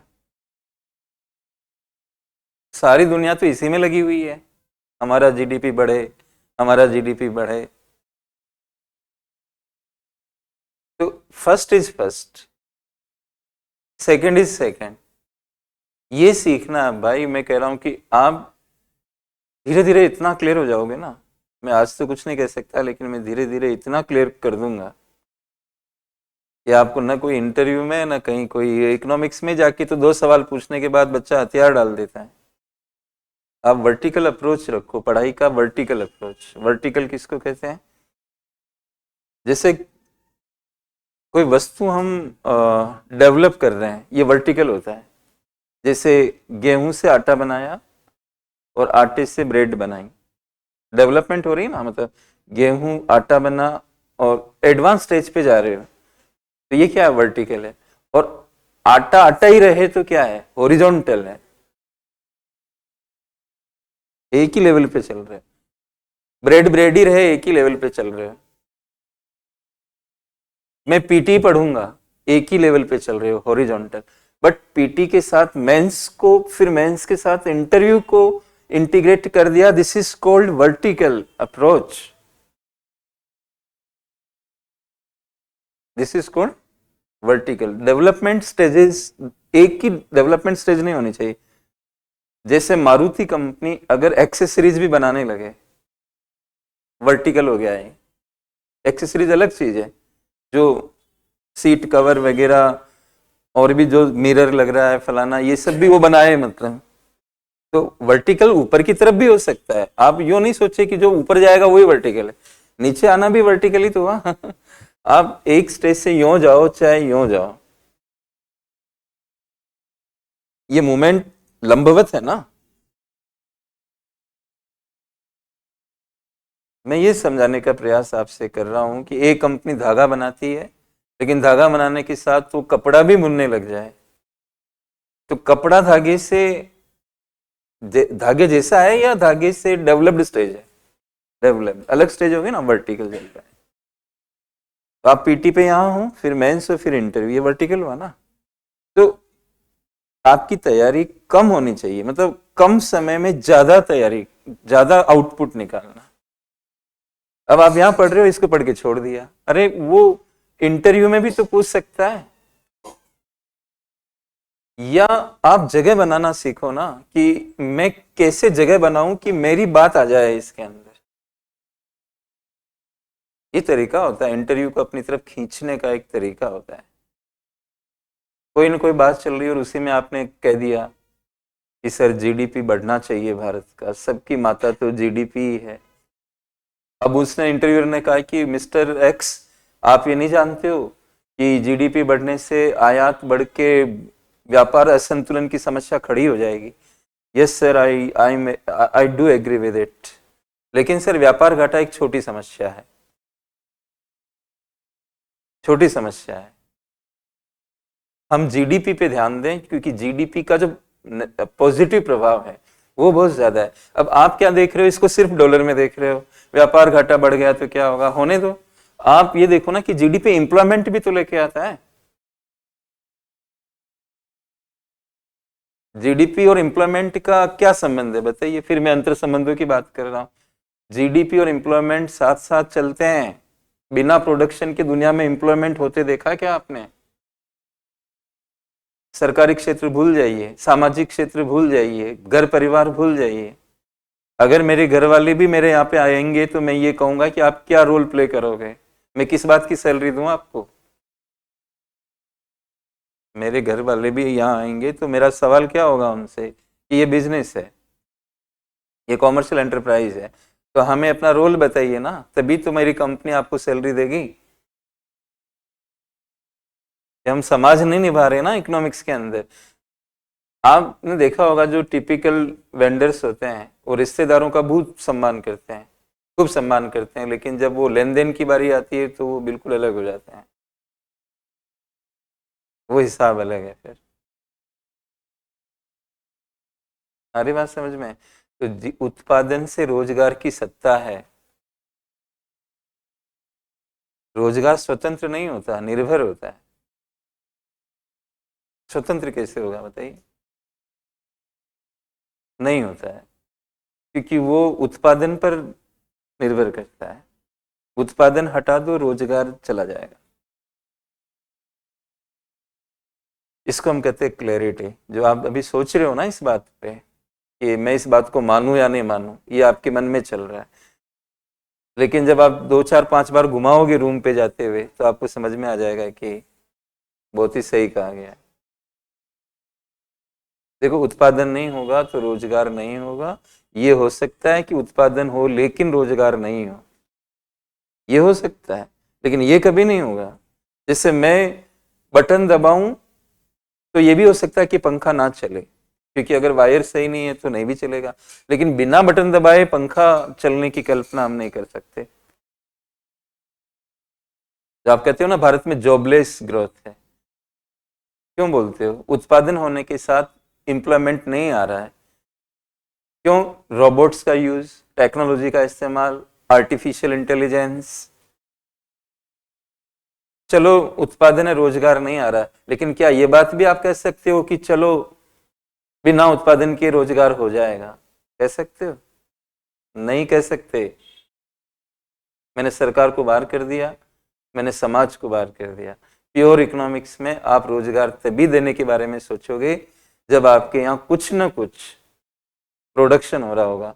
या तो प्रोडक्शन, मतलब इकोनॉमिक्स में तो प्रोडक्शन वर्ड ही होता है। आप व्यापार करोगे इसको भी प्रोडक्शन ही कहेंगे, क्योंकि बेचना खरीदना सर्विस में आता है। तो services is the part of what? Production. पढ़ा होगा ना राष्ट्रीय आय के अंदर ट्रेड, ट्रांसपोर्ट, ये पढ़ा होगा ना सर्विसेज में जो आते हैं। तो ट्रेड आता है कि नहीं आता है? आता है। तो ट्रेड क्या प्रोडक्शन है देखा जाए तो? नहीं, वो सामानों को फैसिलिटेट करता है। मतलब आप कहीं से लेते हो, देते हो, ये करते हो। जो दुकानदार यहाँ किराने का बैठा हुआ है, क्या वो प्रोडक्शन कर रहा है? जिस निगाहों से हम दुनिया को देख रहे हैं, क्या वो प्रोडक्शन कर रहा है? नहीं कर रहा है ना, वो तो बेच रहा है सामान, लेकिन वो आपको दे तो रहा है, आपकी सेवा कर रहा है ना वो। तो वो क्या कमाता है इस काम में? ये वो ट्रेडर की रोल आ जाएगी, उसकी वैल्यू आ जाएगी। अरे बात समझ में? तो आप ऐसे समझ के चलो दोस्तों कि जीडीपी बढ़ाने से हमारे इस पर इम्पैक्ट आएगी, नीचे आएगा राजकोषीय घाटा, लेकिन एक सिमिंगली जो नुकसान, ऊपर से जो नुकसान दिख रहा है वो क्या है? व्यापार घाटा। लेकिन हमारे लिए ये मैटर नहीं करता अगर हमें ये मिल जाए तो। घाटे के लिए आपको फाइनेंस ही तो करना है, करवा लो फाइनेंस किसी से बाहर से, या आप ऐसा करो कि आपके स्टॉक मार्केट को ओपन कर दो, तो वहां उसमें डॉलर आएगा, उस डॉलर का यूज करो इधर। ये मैं आगे समझाऊंगा आपको कि लिबरलाइजेशन स्टॉक मार्केट में क्यों होना चाहिए। व्यापार जो कंट्रीज व्यापार में उदारीकरण लाते हैं उनको स्टॉक मार्केट का उदारीकरण क्यों करना चाहिए, ये पॉइंट पेंडिंग है हमारा। अब आप समझ लो, लेवल मैंने समझा दिया यूपीएससी का स्तर क्या है। इस स्तर पे काम कर रहे हो तब तो ठीक है, इस तरह से नीचे चल रहे हो तो फिर कुछ भी ठीक नहीं। आपको भले ठीक लग रहा हो, मतलब आपकी तैयारी में आपको बढ़िया लग रहा हो, वो तो मैं टेस्ट सीरीज चला रहा हूँ उससे मुझे को पता है। या एक बच्चे के बैठने की भी मतलब खचा खच रहता है, 2 बैच बनाने पड़े ऑनलाइन में, फिर और ही संख्या है। क्यों, मतलब why they have joint test series ये सब जगह जीएस का तो कर ही रहे ना, पता है उनको कि कहाँ हमारी प्रॉब्लम है, वो प्रॉब्लम पे काम हो रहा है तो वो कर उसको वो कर रहे हैं। ठीक है, तो आप जो अगला हमारा जो तैयारी का इकोनॉमिक्स के लिए क्लास में मैं जो समझा रहा हूँ कि पीटी के लिए कैसे आप उसको प्रिपेयर करो, इसमें 20 सवाल बन सकते हैं आपके। और जो कॉमन टेस्ट सीरीज है ना, वो एक भी सवाल को टच नहीं करेगी इसमें से, जितना मैंने डिस्कशन आपसे किया ना, वो एक सवाल नहीं मिलने वाला वहां पे। इतना पढ़ के कौन बनाएगा, इतनी थ्योरेटिकल पहले तो नॉलेज होनी चाहिए। अच्छा, एक बार जॉर्ज सुल्ज नाम के एक अर्थशास्त्री थे, उन्होंने कहा आईएमएफ और वर्ल्ड बैंक का विलय कर देना चाहिए आपस में। क्या बोला था, आईएमएफ और वर्ल्ड बैंक का विलय कर देना चाहिए। और आधार क्या दिया उन्होंने, वर्ल्ड बैंक किस चीज के लिए पैसा देता है, आप बताइए, किस चीज, विकास के लिए देता है ना। वर्ल्ड बैंक उधार देता है विकास के लिए, विकास तो समझ ही रहे हो, है ना। जैसे कोई बिजली परियोजना है, कोई बांध परियोजना है, जिन चीजों से विकास होता हो। और वर्ल्ड बैंक ये मान के चलता है कि गरीबी का जो मुख्य कारण है वो विकास की कमी है। अगर आप विकास अच्छा करोगे तो गरीबी दूर हो जाएगी। और आपको पता है कि world bank second world war के बाद आया था, उसका नाम आईबीआरडी था, और अर्थव्यवस्थाएं झरझर हो गई थी। सेकेंड वर्ल्ड वॉर जो लड़ रहे थे डेवलप्ड कंट्रीज आपस में, और उनका विकास करने के हिसाब से वो बना था। क्या आज सेकेंड वर्ल्ड वॉर की कहानी रेलिवेंट है, क्या नहीं है, लेकिन फिर भी वर्ल्ड बैंक चल रहा है। उस वर्ल्ड बैंक के 2 विंग बने, एक आईबीआरडी है, एक आपने आईडीए का नाम सुना होगा, एक आईबीआरडी और एक आईडीए है। दोनों के दोनों ही क्या करते हैं, लंबे टाइम के लोन देते हैं। जो आईडीए है वो बहुत पिछड़े राष्ट्र जो होते हैं उनको लोन देता है आईडीए, और आईबीआरडी हम जैसे कंट्रीज को लोन देता है, डेवलपिंग कंट्रीज को, जिनको मिडिल इनकम कंट्री कहा जाता है। क्या कहा जाता है, मिडिल इनकम कंट्रीज, उनको फाइनेंस करता है। तो फाइनेंस करने से पहले वो क्या पूछता है कि जो प्रोजेक्ट है वो किस तरह की है, क्या उससे डेवलपमेंट होगी, तब वो फाइनेंस करता है डेवलपमेंट के लिए। ठीक है, यहां तक समझ आ रहा है। अच्छा, आईएमएफ का नाम भी सुना होगा आपने। आईएमएफ लोन किस चीज के लिए देता है, व्यापार घाटे वगैरह से, जो कंट्री व्यापार घाटे में आ जाते हैं उनको डॉलर की कमी होती है, तो उसके लिए वो ज्यादा काम करता है। पाकिस्तान का सुना होगा आपने, श्रीलंका का सुना होगा, मतलब लेटेस्ट के अंदर। और जो भारत और पाकिस्तान के बीच में जो हमारी अभी कड़वाहट जो चली थी, जो वहाँ पे पहलगाम वगैरह और उस वो वाला जो भी मैटर हुआ था, उसी के आसपास उसको नया लोन दिया था ना आईएमएफ ने, आपको याद होगा, है ना। ये लोनिंग जो आईएमएफ करता है वो व्यापार घाटे के फाइनेंस के लिए करता है। जैसे आपको आयात ज्यादा कर रहे हो, निर्यात नहीं है, तो फिर वो गैप के लिए वो पैसा देता है जिसको वापस लौटाना पड़ता है, उस पर ब्याज भी लगता है ना। उस ब्याज को चार्ज कहते हैं, टेक्निकल भाषा में क्या बोलते हैं, चार्ज। तो जॉर्ज सुल्ज ने बोला एक मीटिंग में कि वर्ल्ड बैंक और आईएमएफ को मिला दो आपस में। इसका आधार क्या दिया उन्होंने, इसका आधार ये दिया कि विकास की समस्याएं ही व्यापारिक समस्याएं बन जाती है। देखो यहाँ पे, जब आप जीडीपी ज्यादा करते हो तो विकास होता है ना, लेकिन विकास के साथ एक व्यापारिक समस्या पैदा हुई कि नहीं हुई। हाँ, ये वाली इधर ट्रेड डेफिसिट बढ़ गया। विकास की समस्या, विकास करते हो तो एक समस्या क्या पैदा हो रही है, घाटे की। तो हम 2 इंस्टीट्यूट अलग अलग क्यों चला रहे हैं, इनको एक ही मिला दो ना, क्योंकि विकास और घाटे का संबंध है, विकास और घाटे का संबंध है। जॉर्ज सुल्ज ने बोला। अब इसी पे मेंस में सवाल बन गया कभी। कहाँ, कौन सी दुनिया में हो, मतलब टॉप 20 में आपको आना है, ये सोच के चलो, तो जाके कहीं आप टॉप 50 में आओगे। पढ़ाई आपको टॉप 20 वाली करनी पड़ेगी। और मैं ऐसे ऐसे भी बच्चों को जानता हूँ जो यहाँ से पढ़े, मिरांडा हाउस वगैरह से मेरे बैच में रहे हैं और है अभी, तो वो हिंदी मीडियम लिए हुए हैं। मेरे को ताज्जुब हुआ कि आप तो मिरांडा हाउस में इंग्लिश मीडियम में पढ़े होंगे। एक गर्ल आई थी, वो काफी धन्यवाद दे रही थी कि सर मेरे को बहुत इसमें फायदा हो रहा है। तो आप, मैंने कहा आपका परिचय मतलब किस तरह से, कि मैं मिरांडा हाउस से मैंने ये किया है, सब्जेक्ट में भूल गया। मैंने कहा डीयू में मिरांडा हाउस से हो आप, मतलब उनका कट ऑफ क्या रहा होगा जब एडमिशन उसमें, और या जो वो कॉमन वो जो टेस्ट होता है उसमें भी अच्छे स्कोर आए होंगे तभी मिरांडा हाउस मिला होगा। तो मैंने कहा आप अंग्रेजी नहीं रखा हुआ आपने? बोले नहीं सर मैं हिंदी मीडियम में ही कंफर्टेबल हूँ। तो आप जो जान नहीं पाते हो ना, लोगों के टच में नहीं आ पाते हो, तो आपको पता नहीं लग पाता है कि हमारी कंपटीशन मतलब किन लोगों से हो रही है। आप हिंदी माध्यम में भी ऐसे बच्चे हैं जो इंग्लिश में बहुत होशियार हैं, फिर भी वो हिंदी चूज करके चल रहे हैं।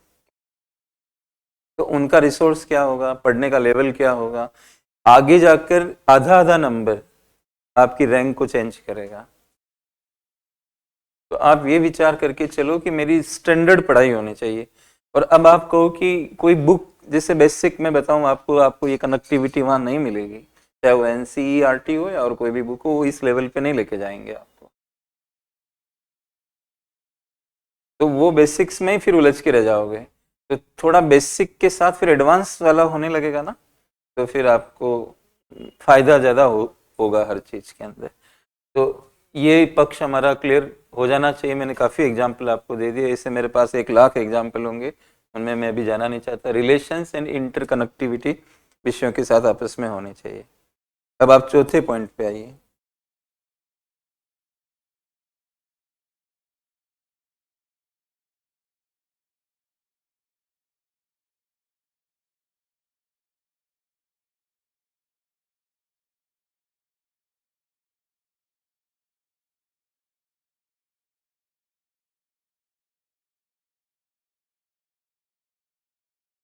Proper study and observation of facts, तथ्यों का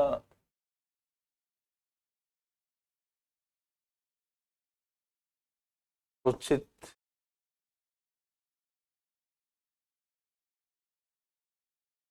अध्ययन और निरीक्षण, ऑब्जर्वेशन करना एक प्रकार से।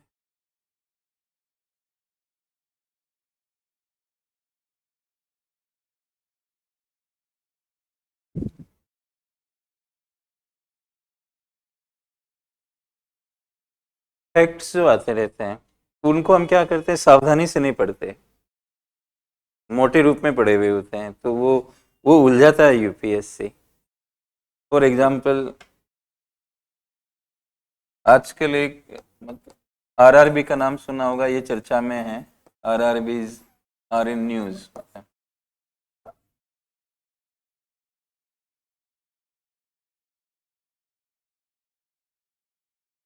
क्षेत्रीय ग्रामीण बैंक जो है,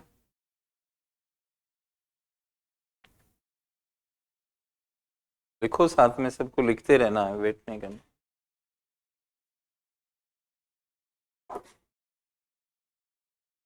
एग्जाम्पल लिख लो, इसके आगे मैं एग्जाम्पल दे रहा हूँ, ठीक है।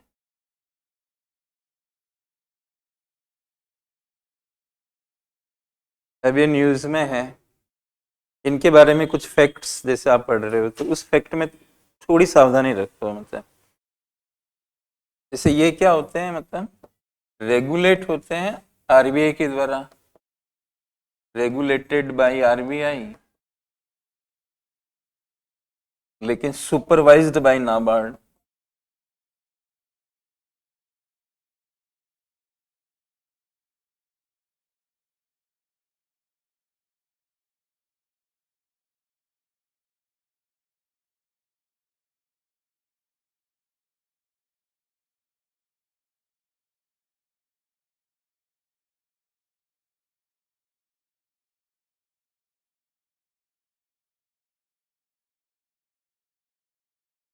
ठीक है।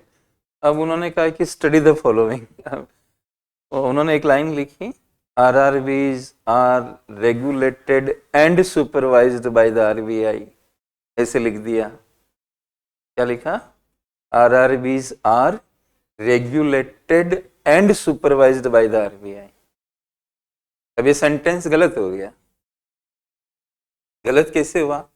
क्योंकि उन्होंने एक लाइन बना दी कि जो RRB होते हैं वो RBI द्वारा विनियमित और पर्यवेक्षित किए जाते हैं। सुपरविजन का मतलब पर्यवेक्षण होता है। अब मैं कहूं कि यार अमित जी को बोलूं सुपरवाइज करना, बच्चे टेस्ट ठीक से दे रहे हैं कि नहीं, पढ़ रहे हैं कि ठीक से, तो उसका काम है सुपरविजन करके बताना। नियमों का निर्धारण, विनियमन नियम शब्द से बना है ना, नियमन शब्द से बना। तो नियम मैं बना रहा हूं कि 1 घंटे में टेस्ट होना चाहिए, फलाना ये जो भी है, सुपरवाइज कोई आके कर रहा है। देयर में B a situation where regulation is by different body and supervision by different body. अब आप हड़बड़ी में पढ़े RRB को, RRB के बारे में 10 बातें अखबार में आ रही है, 1 स्टेट 1 RRB, भारत में एक राज्य में एक RRB होना चाहिए, सब पढ़ लिया। वो RRB कैसे बनता है ये भी पढ़ लिया, कि सेंट्रल गवर्नमेंट इसमें 50% पैसा लगाती है, स्पॉन्सर बैंक इतना लगाता है, ये करके उसका ढांचा भी पढ़ लिया। यूपीएससी ने उठा के कुछ अलग ही स्टेटमेंट दे दिया। तो जब आप पढ़ो तो वहां ध्यान रखो कि रेगुलेशन कौन, इतनी सावधानी रखनी है। कई बार हम मान लेते हैं कि यही होगा, मतलब हमारा माइंड हमें इतना मैकेनिस्टिक बना देता है कि वो ऑब्जर्वेशन को छोड़ देता है। टेकन फॉर ग्रांटेड की जो हमारी आदत हर जगह पे बनी हुई है ना, फ्लो में चले गए। ये फ्लो में बहने वाला जो अभ्यास है हमारा, वो हमें यूपीएससी में नुकसान पहुंचाता है। राइट? तो आप माइन्यूट, ये फैक्चुअल है ना, ये लाइनें जो मैं बोल, ये जो मैंने लिखा है, ये क्या है, फैक्चुअल है या कंसेप्चुअल है? कॉन्सेप्ट थोड़ी है इसमें, फैक्ट की बात है कि भाई कौन करता है। फैक्ट भी अलग अलग, फैक्ट का मतलब आप आंकड़े समझ रहे हो क्या? आंकड़े फैक्ट का एक वेराइटी है। एक स्टूडेंट लंबा है, ये क्या है, मतलब किसने कहा कि फलाना व्यक्ति लंबा है, ठीक ठाक लंबा है, तो ये तथ्य है, तथ्य हुआ ना। और आपको कि वो इतनी लंबाई है उसकी, ये भी तथ्य है। लेकिन अगर आप दूसरे कोई तथ्य समझो, गलती है। मैं कहना चाह रहा हूं कि पहले वाला भी तथ्य है जिसमें आप ये कह रहे हो कि वो लंबा है। तो इकोनॉमिक्स में ना डेटा उतना नहीं पूछता है यूपीएससी, पेपर पुराने देखोगे तो डेटा कभी कभार, अपवादिक हर जगह होता है। और अपवाद से आपकी तैयारी प्रभावित नहीं होनी चाहिए। तैयारी मेजर चीजों से होती है, अपवादिक नहीं होती है। अच्छा, सवाल छोड़ना भी आना चाहिए ना, कि सारे सवाल करने हैं। 20 में से मैं 8 छोड़ दूंगा ये सोच के चलो, आप 12 तो करूंगा ना, मैंने भी तैयारी करी। मैं तो इतना कॉन्फिडेंस आपको, फिर तैयारी क्या करी? फिर तैयारी नहीं हुई फिर तो, कि हम 12 में 20 में से 12 तक भी नहीं पहुंच पा रहे, तो हमने तैयारी नहीं की वाकई में, या की तो दिशाहीनता थी उसके अंदर। 8 छोड़ने का जो दिमाग में चलेगा वो 12 कर पाएगा, लेकिन जो 20 का 20 करने की सोचेगा वो 5 भी नहीं कर पाएगा। फिर तो आपको इतना इकोनॉमिक्स पढ़ना पड़ेगा, और उसकी कोई लीला का पार ही नहीं है। अर्थशास्त्र है ये, इसको आप कभी नहीं पकड़ पाओगे। कितना पढ़ना है तो वो मैंने एक समझाया आपको कि तथ्यों का आप ठीक से ऑब्जर्वेशन करो। ऐसे ही एक आपने नाम सुना होगा, जैसे कि कोऑपरेटिव क्रेडिट सोसाइटी होती है, नीचे के स्तर पे होती है। अब उसने घुमा के लिखा कि cooperative credit societies cannot accept deposits from non members. आजकल हमारे भारत में आरबीआई ये सोसाइटियों को लेकर बहुत ज्यादा फिक्र में है कि लोग धोखाधड़ी कर देते हैं। और ये नियम है कि वो नॉन मेंबर, यानी जो सोसाइटी का मेंबर नहीं है, उससे जमा नहीं ले सकते हो। और दूसरा दे दिया कि they are under the cooperative registrar of a state, तो उनको बहुत ज्यादा रेगुलेट करता है ये रजिस्ट्रार का जो पद होता है। बारीकियां हैं ये, ऐसी बारीकियां इतनी सारी है ना कि उनको जब आप पढ़ोगे ना, जैसे स्कीमों में होता है फलानी स्कीम है, ये इसको मिलेगी कि नहीं मिलेगी, मतलब वहां पे यूपीएससी घुमाता है। तो आप 5 स्कीम पढ़ो चाहे 10 पढ़ो, लेकिन पक्ष उसका हर एक तरीके से देख लो कि मैं जो पढ़ रहा हूँ ये सही चल रहा है ना। 18 साल की उम्र से चालू हो रही है क्या ये स्कीम, कहीं 21 तो नहीं है। वहां जाके जैसे वो 21, 22, 18 आप कंफ्यूज हो गए, अरे यार वो उसमें क्या था, 2-4 सवाल फिर वैसे चले जाएंगे। इसलिए मैंने ये कहा कि तथ्यों का उचित अध्ययन और निरीक्षण होना चाहिए, माइन्यूट ऑब्जर्वेशन, सूक्ष्म, बल्कि यहाँ पे एक और वर्ड लगा दो आप, उचित और सूक्ष्म।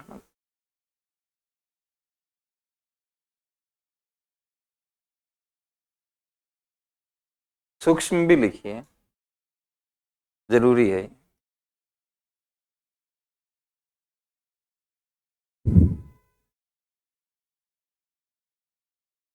राइट, 4 बिंदु हुए, 5वें पे आते हैं, ट्रेंड एनालिसिस।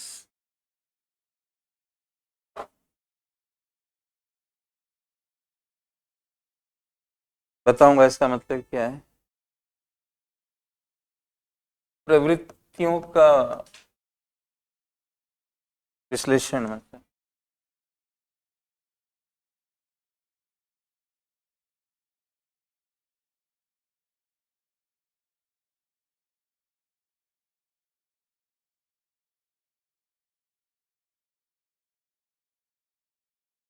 ट्रेंड वर्ड ज्यादा पकड़ में आएगा आपको। जो ट्रेंड वर्ड होता है ना, उसके लिए एक लंबा समयावधि होती है, एक लंबी समयावधि, है ना, जैसे कि 5 वर्ष, 10 वर्ष।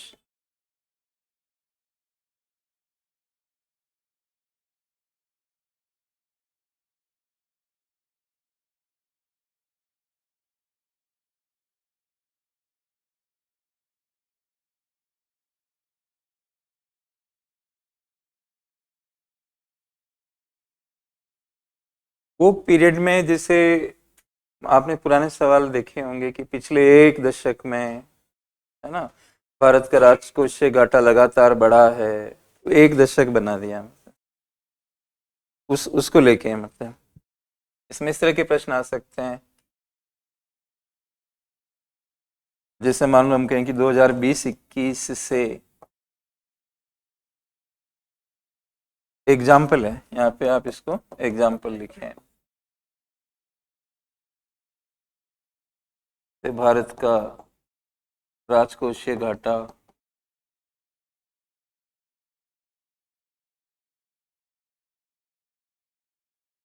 लगातार कम हुआ है,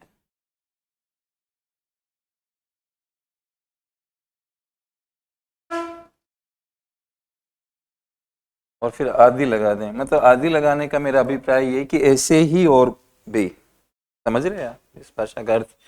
2020-21 से भारत का राजकोषीय घाटा लगातार कम हुआ है, आदि, आदि का मतलब ऐसे और भी वाक्य हो सकते हैं। तो अब ये ट्रेंड पता होनी चाहिए आपको। फंडामेंटल्स रेशियोज होते हैं कुछ, बताऊं मैं आपको। जैसे राजकोषीय घाटा एक अनुपात है, जीडीपी का होता है ना अनुपात, वो तो वो उसकी ट्रेंड पढ़ के जाना कि क्या इसमें ऊपर नीचे हुआ या क्या है।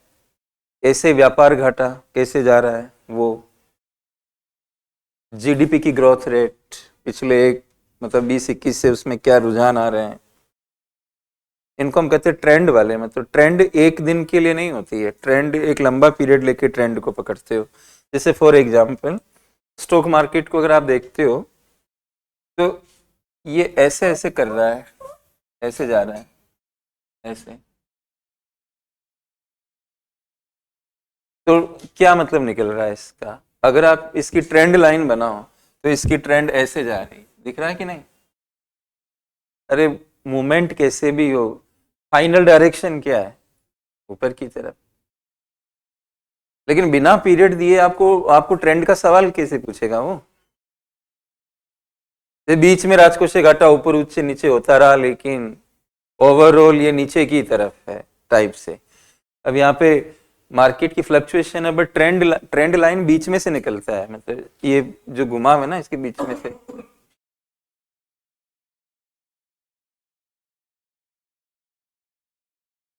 तो ट्रेंड वाले भी सवाल हैं, और आपसे संभल पा रहे हो तो अच्छी बात है, नहीं संभल पा रहे हो तो वही मेरी तो गणित है, छोड़ना सीखें। अगर एक दो आ गए तो छोड़ देंगे यार, क्या है ऐसे। आप सोचो, जैसे मैंने कहा जीडीपी बढ़ने से व्यापार घाटा बढ़ेगा, लेकिन एम्प्लॉयमेंट भी आएगा। अब आप सोचो कि आपको क्या करना है। तो मैंने क्या सिखाया, मैक्रो इकोनॉमिक लेवल पे कंट्री कभी नहीं चाहेगा कि वो जीडीपी कम करे। अरे अपनी इकोनॉमी की रैंक बढ़ानी है, बाहर का इन्वेस्टर आपकी रैंक को देख के आता है, अच्छा इतनी बड़ी इकोनॉमी है, अरे क्या मार्केट मिलने वाली है, डॉलर नहीं आएगी, एम्प्लॉयमेंट नहीं होगी, एक को लेके बैठ गए कि घाटा देखा जाएगा, घाटे को भी एक्सपोर्ट प्रमोशन की पॉलिसी बनाएंगे, लॉन्ग टर्म के लिए शॉर्ट टर्म के लिए बीच में किसी से मिल लेते हैं, स्टॉक मार्केट को लिबरलाइज कर लेते हैं। ये कोई बात थोड़ी ना हुई कि एक देश की इनकम और जीडीपी बढ़ रहा था, आपने कहा घाटा बढ़ गया तो हमें नहीं बढ़ाएंगे जी। तरीके ढूंढो ना कि इस घाटे का समाधान क्या होगा हमारे यहाँ। जब आप बाहर से एफडीआई खूब आ जाएगा तो डॉलर तो मिल ही जाएगा ना, कर दो पेमेंट। अमेरिका दुनिया में सबसे ज्यादा एफडीआई आकर्षित करता है, ये भी बता दूं मैं आपको। Largest FDI attractor is which country, बताओ? यूएसए। जबकि टॉप इकोनॉमी है, फिर भी एफडीआई अट्रैक्ट करता है।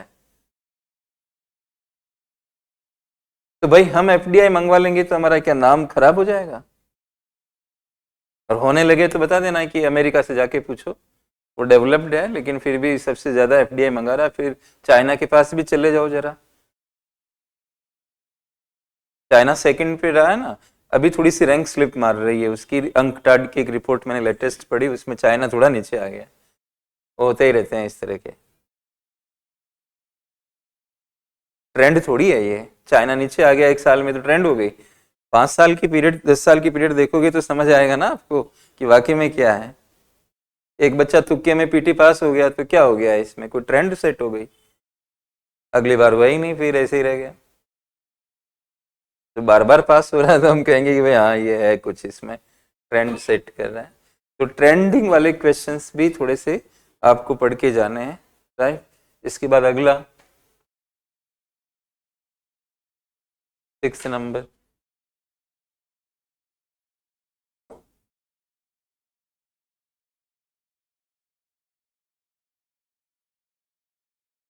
करंट की अवेयरनेस होनी चाहिए जो भी चल रहा है उसको लेकर।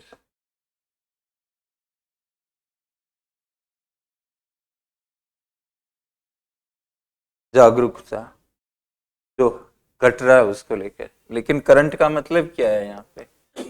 तो पिछले 2-3 साल का आपको देखना पड़ेगा।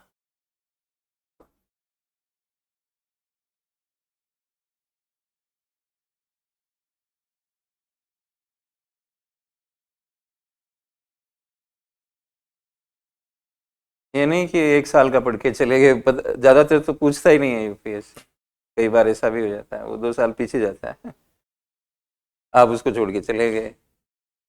फॉर एग्जाम्पल एंजल टैक्स खत्म हो गया, 1 अप्रैल 2025 को खत्म हो गया, और अनाउंसमेंट उसके पिछले बजट में कर दिया। तो आपको ये घटना 2 साल पुरानी लग रही है, आपने छोड़ के चले गए उसे, उसी पे जाके सवाल बना दिया उसने। एंजल टैक्स को लेकर निम्न कथनों पर विचार कीजिए। तो विचार कब करोगे, पढ़ा हुआ होगा तब तो, लेकिन आपने तो उसको उठा के फेंक दिया, राइट। और फिर दूसरी सावधानी क्या रखनी है, मतलब 2-3 साल का तो ये तो देखना ही देखना है, फिर इसके अलावा रिवर्स कॉन्सेप्ट में भी जाना है, वो भी मैं बताऊंगा अभी।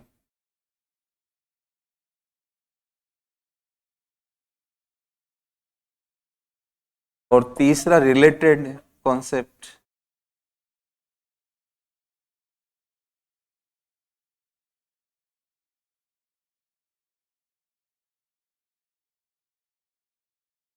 अभी रिवर्स कॉन्सेप्ट का क्या मतलब है? हम आप लिख लें पहले, फिर मैं बताऊं आपको, फिर विचार करते हैं इस बात पे। सबसे ज्यादा आपको जो आजकल टॉपिक दिखाई दे रहा है वो डोनाल्ड ट्रंप महोदय का टैरिफ नजर आ रहा होगा ना। टैरिफ को लेके अब कह दिया कि ग्रीनलैंड वाले जो मेरा मैं जो वहां करना चाह रहा हूँ उसका विरोध करने वालों पर भी मैं टैरिफ लगा रहा हूँ। 50% एक्स्ट्रा टैरिफ तो 2 अप्रैल को लिबरेशन डे बोला था उन्होंने। टैरिफ टैरिफ टैरिफ यही चल रहा है। आप इसी को पढ़ के चले गए, नहीं पूछेगा। जैसा मेरा अनुभव है, अब यार कभी कभी अनुभव से जुदा भी कोई बात हो ही जाती होगी, मैं नहीं कह रहा, लेकिन जैसा मेरा अनुभव, जो टॉपिक बहुत ज्यादा छा जाए यूपीएससी वहां नहीं जाएगा। अब आप रिवर्स कॉन्सेप्ट में जाओ, टैरिफ का उल्टा होता है नॉन टैरिफ। एक होता है टैरिफ बैरियर, टैरिफ लगाने से बैरियर पैदा हो जाता है ना, माल महंगा हो जाता है। वो वहां नहीं जाके टैरिफ के अगेंस्ट वाला कॉन्सेप्ट क्या है? टैरिफ का उल्टा नॉन टैरिफ बैरियर्स। प्रशुल्क नहीं लगाएगा, दूसरे बैरियर। तो यूपीएससी को पता है कि ये तो हर बच्चा का, तो ये घुमा के इस पे पूछेगा, है ना। नॉन टैरिफ बैरियर्स के ऐसे बहुत सारे एग्जाम्पल हैं। जैसे कि एक कॉन्सेप्ट होता है टीबीटी, टेक्निकल बैरियर लगा देता है। ये पदार्थ में फलाना दोष है, ये स्वास्थ्य के लिए अनुकूल नहीं है, टैरिफ नहीं लगाया, उसमें से कोई कमी निकाल ली, इसमें जिंक ज्यादा है, क्या ये प्रशुल्क है? नहीं है ना। वो कह रहा हमारे स्वास्थ्य खराब हो जाएगा हम लोगों का। जैसे आजकल एक दूध क्या दही चर्चा में है कि इसमें फलाना फीकल मैटर पाया गया, ऐसा करके एक एक ब्रांड के बारे में आजकल चर्चा चल रही है। सही गलत की हमें नहीं पता, लेकिन जिसने दावा किया वो बोला कि मैंने उनके और भी प्रोडक्ट जांचे हैं, उनमें जो सच्चाई थी बता दी, वो सही थे तो सही थे, लेकिन दही में मेरे को ये मैटर नजर आया। ठीक है। अब यही अमेरिका होता है और वो कहता है कि ये वाला दही भारत का हमारे यहाँ नहीं आ सकता। तो अब इसको आप क्या कहोगे, ये प्रशुल्क बाधा है या गैर प्रशुल्क है? प्रशुल्क नहीं लग रहा है ना इसमें, लेकिन बाधा तो बनी रही है ना। एक भारत एक चीज का इस्तेमाल आजकल कर रहा है। कल परसों का अखबार पढ़ा तो टेक्सटाइल में हमने एक चीज को हटाया, उसको उसका नाम है क्यूसीओ।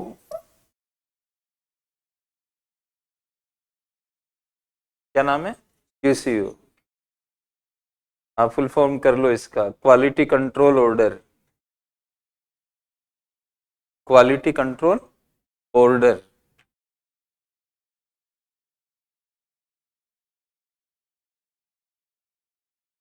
अब कभी कभी सरकार ऐसे वो निकाल देती है, ऑर्डर्स निकाल देती है जो क्वालिटी कंट्रोल से रिलेटेड है।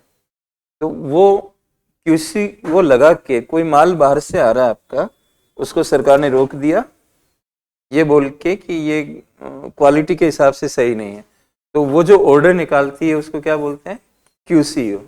जब उसने ऑर्डर निकाल दिया है कि ये क्वालिटी के हिसाब से सही नहीं है, तो फिर आप नहीं मंगवा सकते। नहीं मंगवा सकते तो ये क्या हो गया, बैरियर हुआ कि नहीं हुआ? लेकिन ये प्रशुल्क नहीं है, ये क्या है, क्वालिटी कंट्रोल से जुड़ा हुआ सरकार का एक डायरेक्शन है, जिससे क्या हो गया कि माल में बाधा पैदा हो गई, आवागमन में क्या हो गई, बाधा पैदा हो गई। उठा के पूछ लिया ये पीटी में आपका। मैं पहले कहा करता था ये बात इसी क्लासेस में, उनको 1 मिनट लगेगा, आपका 1.5 साल चला जाएगा। उनको 1 मिनट लगेगा, मतलब किस चीज में, सवाल बनाने में, और आपका पूरा 1.5 साल चला जाएगा। ये मैं मजाक में बोला करता था। सवाल बनाने में क्या वो बना दिया। अब आपने ठीक से नहीं पढ़ा तो आपका तो गया 1.5 साल। एक सवाल लड़ाई तो जो बच्चे 5-5 सवाल नीचे चल रहे हैं 10, वो तो है ही नहीं ना रेस में। रेस में तो वो है जो एक सवाल से ऊपर नीचे हो रहा है। वो एक सवाल कौन सही करेगा। आपने तो पढ़ लिया 5 साल तक इकोनॉमिक्स, लेकिन उस एक सवाल को सही कैसे करें, यही तो जद्दोजहद है। यही तो है कि वो उस बाउंड्री से इधर कैसे गिर लाओगे आप। बहुत बड़ा हेडेक है ना ये। जो देखो, तैयारी का एक तरीका होता है, कौन से सब्जेक्ट्स मेरे ऐसे हैं जिनको मैं कम समय में ज्यादा सटीकता से पूरा कर सकता हूँ, वो आपको सोचने पड़ेंगे। चाहे वो भूगोल हो सकता है, कुछ भी हो सकता है, लेकिन मैं इकोनॉमिक्स को इतना ब्यूटीफुल इसको इसलिए मानता हूँ कि इसमें बहुत रेंज नहीं है कुछ भी। 5-6 चैप्टर है, उतने ही पढ़ने हैं। अब और कोई विषय पढ़ा लो, किसी का फिजिकल पढ़ना है तो किसी का फलाना पढ़ना है, मतलब फैलाव बहुत है, एनवायरनमेंट, डिसास्टर, दिस दैट। फिर उसमें पॉसिबिलिटी भी तो जितना फैलाव होगा पॉसिबिलिटी कम होती जाती है कि कितने सवाल मेरे इसमें मैच करेंगे। तो समझा दिया मैंने आपको कि जो पिछले 2-3 वर्षों की करंट पढ़नी है, रिवर्स कॉन्सेप्ट्स में भी जाना, जो चल रहा है उसके उल्टे वाले कॉन्सेप्ट्स कौन से हैं। रुपया वीक हो रहा है, वीक हो रहा है, वीक हो रहा है, उसने उठा के एप्रिसिएशन पूछ लिया, कब मजबूती के पॉइंट्स नहीं पूछ लिए उसने, आप उसका हाथ तो नहीं रोक सकते ना। तो दोनों तरफ झांक के चलना है। मतलब सापेक्षिकता है ना दुनिया में। रुपया कमजोर है तो मजबूती का भी पक्ष है ना, और मजबूती का पक्ष नहीं होता तो कमजोरी का पक्ष कभी पैदा नहीं होता। तो आपने समग्र अध्ययन कहाँ किया, आप तो एक ही एंगल को पकड़ के चले गए, जिसको हम कहते हैं एकांगी दृष्टिकोण को पकड़ के चले गए। आपने क्या सिक्के का दूसरा पहलू देखा? नहीं देखा, तो वह वीकनेस हो गई वहां पे। ये मेरे विषय की बात नहीं है, मतलब कि मैं इकोनॉमिक्स के लिए कह रहा हूँ ये बात अन्य चीजों पर भी लागू होती होगी। आप उस पर ध्यान देंगे तो आपको फायदा मिलेगा, नुकसान कुछ भी नहीं होगा। और क्या होता है, ये तो करंट के साथ अवेयरनेस है। अब 7वां लिखिए।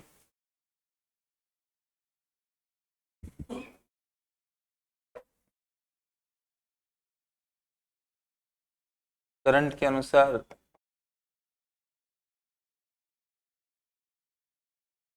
कॉन्सेप्ट्स में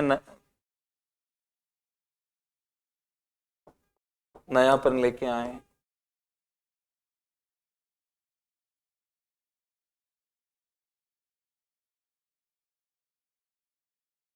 अब ये क्या है, अब आप जैसे इकोनॉमिक्स है, आपको मैंने अलग अलग चैप्टर पढ़ा दिए, मतलब तो आपको क्या लगता है कि जैसे जीडीपी पढ़ा है तो सारे ही कॉन्सेप्ट आ गए उसमें? ऐसा नहीं होता है। वो एक ही महाभारत होता है, एक चैप्टर, एक 5 साल में भी कवर नहीं कर सकते आप उसे। मनी बैंकिंग आ गई तो मनी बैंकिंग मतलब कुछ क्लास हुई, वो सारा मनी बैंकिंग आ गया उसके अंदर, नेक्स्ट टू इम्पॉसिबल। तब आप क्या करते हो, हम भी क्या करते हैं, अभी जैसे मेरे पुराने क्लास नोट्स होते हैं, कहीं टेलीग्राम पे लिखे, वो बस नशे में ही है कि उनको ऐसा लग रहा है कि हमने पढ़ लिया, मतलब मेरी क्लासेस है, लेकिन वो अंधेरे में है, क्योंकि उनको ये नहीं पता है कि भाई 2020 कोरोना पीरियड की क्लासेस को आप पढ़ रहे हो 26 में। अरे वो जो कॉन्सेप्ट वहां पढ़ा रहे कि उससे कई गुना अलग कॉन्सेप्ट आ गए। हम भी डेवलपमेंट के अनुसार उस कॉन्सेप्ट, मेरे क्लास में कभी आपको एनडीपी नहीं दिखेगा, जीडीपी, फिर उसके बाद जीएनपी। अब लेकिन एक नया ये सिस्टम ऑफ नेशनल अकाउंट्स आ गया है, उसमें हम 29-30 से इंडिया भी उसको लागू करेगा। अब हम जीडीपी की जगह एनडीपी पे जाएंगे, वो उस समय पता लगेगा, अभी तो बातें चल रही है मतलब। लेकिन एक नया नेशनल इनकम का सिस्टम निकला जो कह रहा है कि जीडीपी बढ़िया इंडिकेटर नहीं है और नेट वाला बढ़िया इंडिकेटर है। मेरे को हंसी छूट गई इस बात पे, क्योंकि पहले के वर्ल्ड बॉडीज ये कहते थे कि ग्रोस वाला ही बढ़िया होता है। अब ये नई राग अलाप रहे हैं कि नेट वाला बढ़िया होता है। नेट निकालने के लिए मशीनों की घिसावट माइनस करनी पड़ती है। दुनिया में मशीन की घिसावट को माइनस करने का कोई भी यूनिक तरीका नहीं है। ये कैमरा कितना घिस रहा है, ये बोर्ड कितना घिस रहा है, कैसे निकालोगे आप? इनकी वैल्यूएशन तो यूं जबरदस्ती की है। इनकम टैक्स वाले कहते हैं इलेक्ट्रॉनिक आइटम 3 साल में आप माइनस कर सकते हो, यानी कि आपने 1 लाख का लिया इसको तो 33 हजार रुपये आप घिसावट दिखा सकते हो। क्या वास्तव में 33 हजार के हिसाब से घिस रहा है ये? ऐसे ही है बस। अच्छा, किसी एमएसएमई को फायदा देना हो तो घिसावट के प्रावधान को बढ़ा देते हैं ताकि उनको कम टैक्स लगे, क्योंकि घिसावट को खर्चा माना जाता है। अब आप किसी को टैक्स बेनिफिट देना है तो खर्चा बढ़ा के उसकी इनकम गिरा सकते हो ना, तो इनकम टैक्स कह देता है कि आप ज्यादा डेप्रिसिएशन माइनस कर लो, जबकि उतना डेप्रिसिएशन हो ही नहीं रहा। तो मुझे बड़ा अजीब लगा कि ये नया सिस्टम अब क्यों लेके आ रहे हैं। क्रिटिसिज्म तो हर जगह रहती है। तो मैंने अभी जस्ट सोचा इसके बारे में कि ये बहुत ही अलग है। पाकिस्तान किस तरीके से डेप्रिसिएशन निकालता, हम कैसे, तो कैसे राष्ट्रीय आय की तुलना होगी फिर। इसलिए ग्रॉस आंकड़ों की तुलना होती है जिसमें कुछ माइनस नहीं होता है, टोटल वो होता है। मशीन घिस रही नहीं घिस रही उसको छोड़ के होता है, तो उसमें क्या सही कंपैरिजन हो जाता है। लेकिन अब ये कॉन्सेप्ट मैंने क्या लिखा, करंट के अनुसार कॉन्सेप्ट में नयापन लेके आए। तो अब मेरी क्लास नोट्स में मैं फोकस करूंगा, जीडीपी के बाद में क्या पढ़ाना शुरू कर दूंगा, एनडीपी, जो पिछले नोट्स में नहीं होगा। ये नयापन कहते हैं इसको। अच्छा, कुछ कंपनियों पे फ्रंट रनिंग का आरोप लगा। मेरे पुराने नोट्स में जाओगे, फ्रंट रनिंग नहीं है। शॉर्ट सेलिंग अडानी को लेकर चर्चा में रही, तो अडानी का केस 2023 में जो हुआ, वहां से मेरे क्लास नोट्स में है, उसके पीछे नहीं है। स्टॉक मार्केट कितना बड़ा है, हर कॉन्सेप्ट स्टॉक मार्केट का आ जाएगा क्या क्लास में, बेसिक ही तो रहता है। लेकिन आपको दिमाग लगाना होता है जे टीचर की, अब ये चीज करंट में आ रही तो ये वाली कॉन्सेप्ट इसमें जाएगी। इसको हम कहते हैं कॉन्सेप्ट्स में भी चेंज करते रहना। इकोनॉमिक्स तो बहुत बड़ा है, ठीक है। तो ये नयापन भी आपको इसमें देखना पड़ेगा, तब जाके ये होगा। और फिर आखिरी पड़ाव पर हम पहुंच गए, सिलेबस को ठीक से समझें, 8वां नंबर।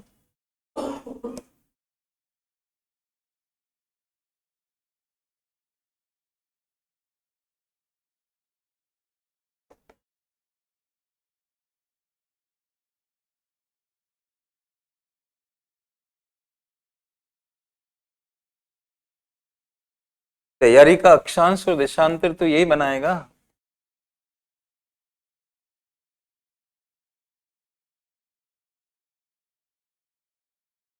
किस चीज का बनाएगा, तैयारी का।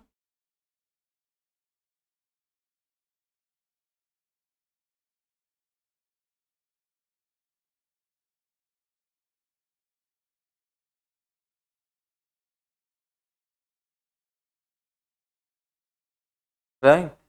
अब सिलेबस महज क्या वो भाषा है जो यूपीएससी ने लिखी है। तो अगर हम पीटी का सिलेबस देखें तो उन्होंने बहुत छोटा लिखा है। जैसे कि अगर हम इसमें आए तो हमें एक तो यूपीएससी का सिलेबस क्या है वो देखना है, लेकिन उससे काम नहीं चलेगा। उसके साथ प्लस हमें अनसोल्ड पेपर्स देखने हैं, जिसको आप पीवाई क्यूज भी बोलते हैं कई मरतबा। अनसोल्ड पेपर्स पिछले 10 वर्षों के, मतलब कम से कम।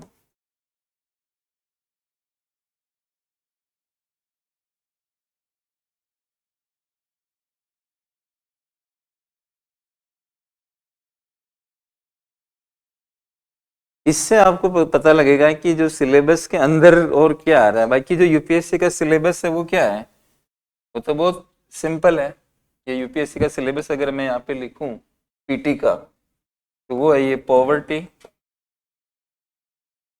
सस्टेनेबल डेवलपमेंट,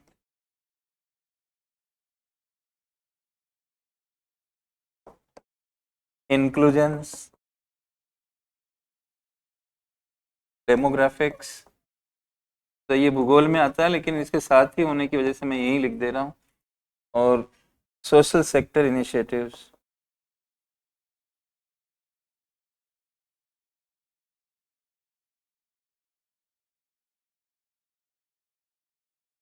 और बाद में इटसेट्रा लगा दिया उन्होंने। यही सिलेबस है, घर जाके आप देखेंगे तो एक शब्द भी ऊपर नीचे नहीं।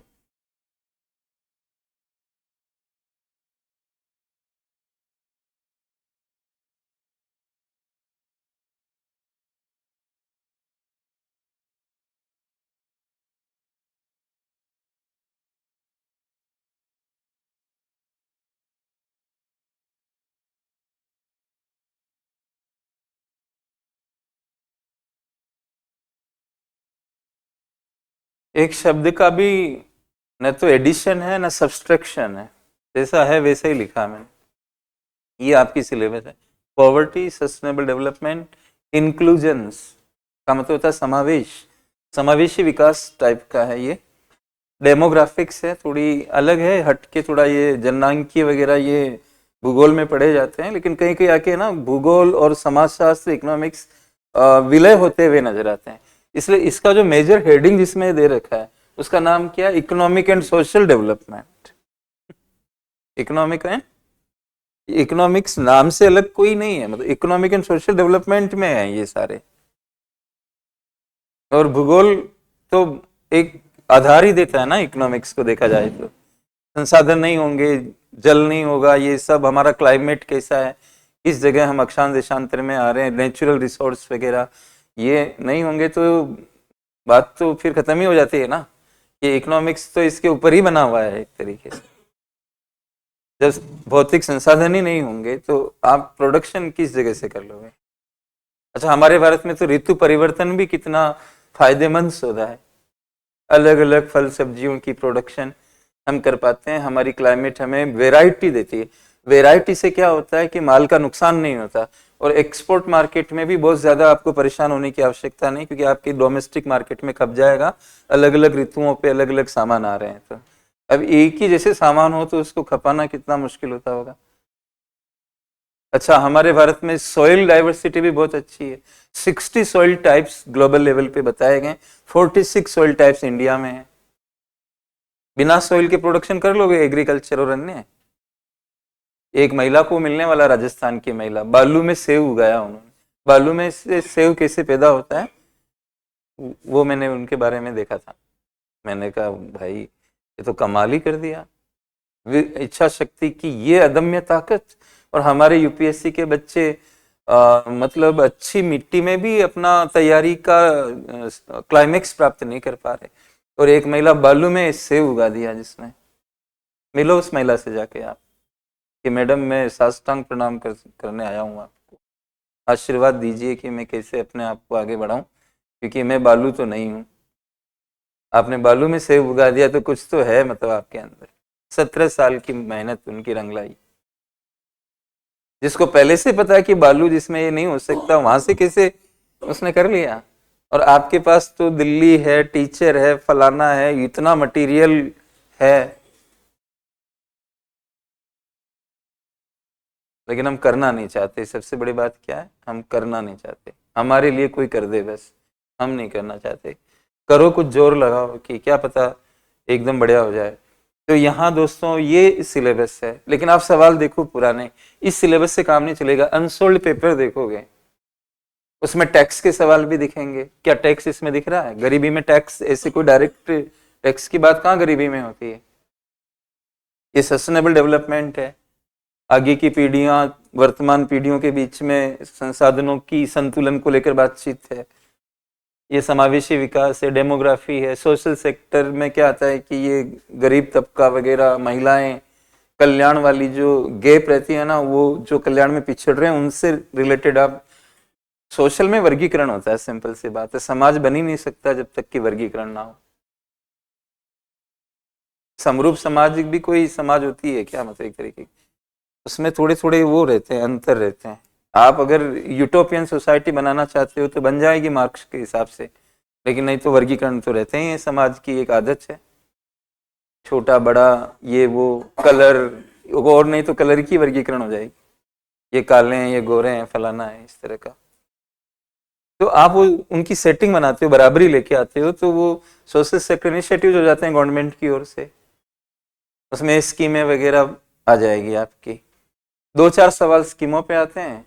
बाकी क्या, अगर मैं इस पूरे सिलेबस का एक भाग ये देखूं और बाकी भाग ये करूं, तो 15 सवाल इसमें से आएंगे, 5 इसमें से आएंगे, ये 20 की गणित है। इसको इधर कर देता हूं।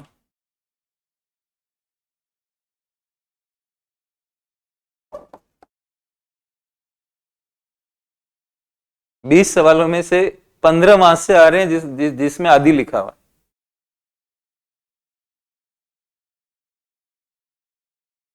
डिफाइंड जो सिलेबस है उसमें से 5 मान लो आप। तो ये मेरे को कैसे पता लगा, और आप भी इससे सहमत होते हुए प्रतीत हो रहे हो, तो कुछ ना कुछ तो पीवाई की पढ़ाई होगा। तो समझ में आ रहा है कि जो वहां सवाल पूछ रहे हैं, गूगल टैक्स आया था 2016 में, बताओ गूगल टैक्स इसमें क्या मतलब रखता है। 2016 में इंट्रोड्यूस हुआ था और 18 में पूछा था यूपीएससी पीटीएम गूगल टैक्स के बारे में। फाइनेंस कमीशन, अभी 23-22 में चले जाओ, फाइनेंस कमीशन पे एक सवाल, फाइनेंस कमीशन इसमें कहाँ जुड़ रहा है भाई। इसका मतलब ये हो गया कि इससे काम नहीं चलने वाला, वरना क्लास तो 5 दिन में खत्म हो जाएगी आपकी, इसी को पढ़ाना होगा तो 5 दिन भी ज्यादा हो जाएंगे।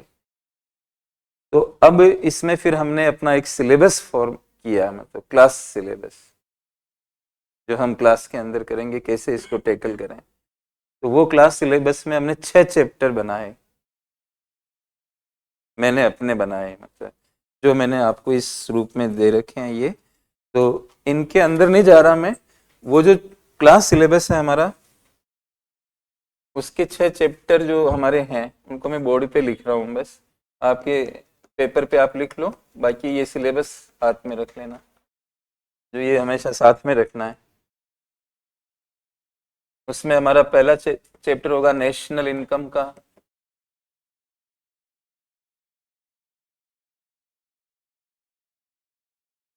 एंड प्रोडक्ट, मतलब ये वर्ड साथ साथ चलते हैं।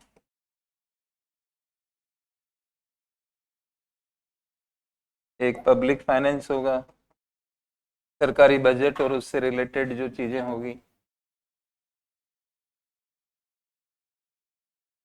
फिर मनी एंड बैंकिंग,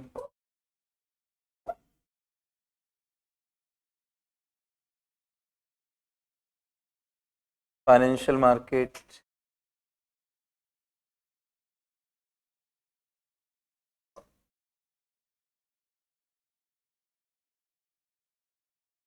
आयात निर्यात, रुपए की विनिमय दर, आईएमएफ, वर्ल्ड बैंक, इस तरह की सब चीजों को हम फॉरेन सेक्टर में पढ़ेंगे इसमें। और एक है सोशल सेक्टर, सामाजिक क्षेत्र।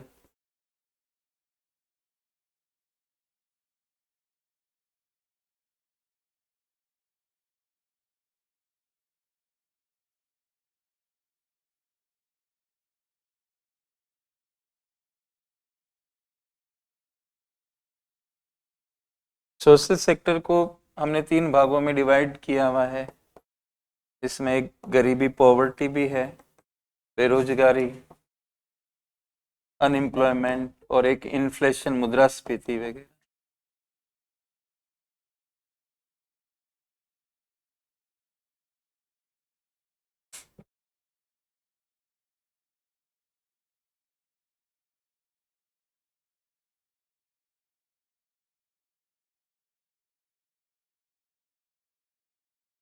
बहुत क्रमबद्ध अध्ययन करना जरूरी होता है, सीक्वेंस में। ये नहीं कि मन में आया मनी बैंकिंग पढ़ने लग गए। अरे आप देश की इकोनॉमी को नहीं समझ रहे, जीडीपी, जीएनपी वगैरह ये टूल्स होते हैं इकोनॉमी को पकड़ने के, जो इनको तय करने वाली चीजें उनको आप नहीं जान रहे, बीच में मनी बैंकिंग में कहाँ घुस गए। तो कई लोगों की आदत होती है कि वो बैंकिंग पढ़ना चालू कर देते हैं बीच शुरू में ही, क्योंकि बच्चों को रोचक लगता है ना, वो रेपो रेट की बात करो, इस तरह की बात करो, तो उनको मजा आता है। ये मजे के हिसाब से क्लास नहीं चल रही, क्लास आपकी सक्सेस के लिए है, आपकी रोचकता को ध्यान में रखकर ये क्लास नहीं चलने वाली। आपके लिए क्या सही है उस पर चल रही है क्लास। आपको क्या बड़ा बढ़िया लगेगा इससे हमें नहीं मतलब है, आपके लिए क्या बढ़िया है इससे मतलब है। तो आप बोर हो चाहे जो हो, मतलब क्लास का एक तरीका होता है कि पहले आपको ये पढ़ना पड़ेगा, पॉवर्टी, बेरोजगारी, अनएम्प्लॉयमेंट और इन्फ्लेशन। ये ना, बेरोजगारी, अनएम्प्लॉयमेंट, पॉइंट लगा दिया मतलब, अनएम्प्लॉयमेंट है ना। अनएम्प्लॉयमेंट हो गया। हाँ, तो ये इस तरह से है। यहाँ तक क्लियर है। अब फाइनल 5 मिनट और लूंगा मैं आप लोगों के, कि भाई अगली मेरी क्लास प्लान और ये भी मैं बता दूंगा आपको। ये क्लास सिलेबस था, है ना। इसका सीक्वेंस क्या चल रहा था हमारा, जो अगला पॉइंट कोई बना दो इसको आप। 8वें पॉइंट पे थे हम, 9वां हो गया ये 9वें नंबर का पॉइंट था हमारे क्लास का। इसके बाद 10वें नंबर पे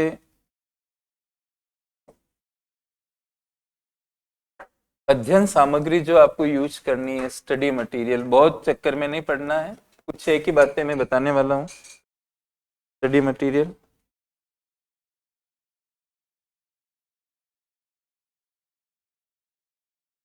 तो उसमें सबसे पहले तो ये अनसोल्ड पेपर आप नहीं ले रखे हो तो ले लें, इसी से आपको थोड़ा ज़्यादा सहूलियत रहेगी। अनसोल्ड पेपर्स 10 वर्षों के।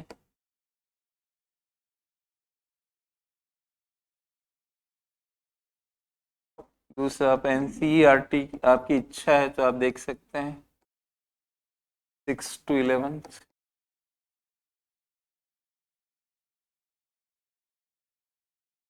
फ्री चल रहा है ये। हाँ,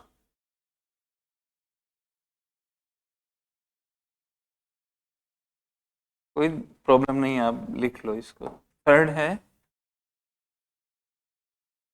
कोई न्यूज़पेपर,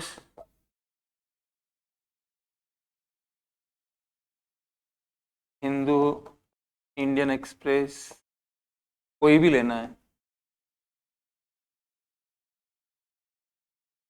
या फिर एक आता है बिजनेस स्टैंडर्ड।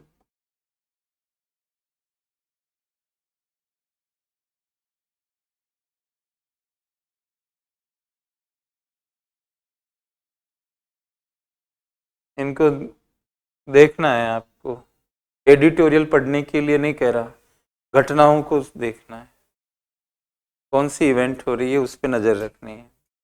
कैसे पता लगेगा आपको कि क्या हो रहा है? बाकी तो मैं पढ़ा रहा हूँ, उनकी ज़रूरत नहीं पढ़ने वाली, बट आपको फिर भी पता तो होना चाहिए पढ़ना क्या है।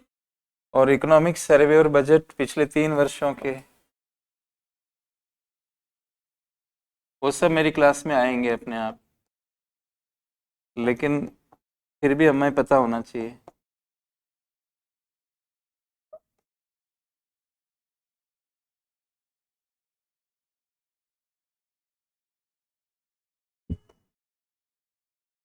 और जो मेन चीज़ है वो मैं लास्ट में लिख रहा हूँ, क्लास डिक्टेशन जो होगी यहाँ पे, यही आपकी मेन लाइफ लाइन होगी ये।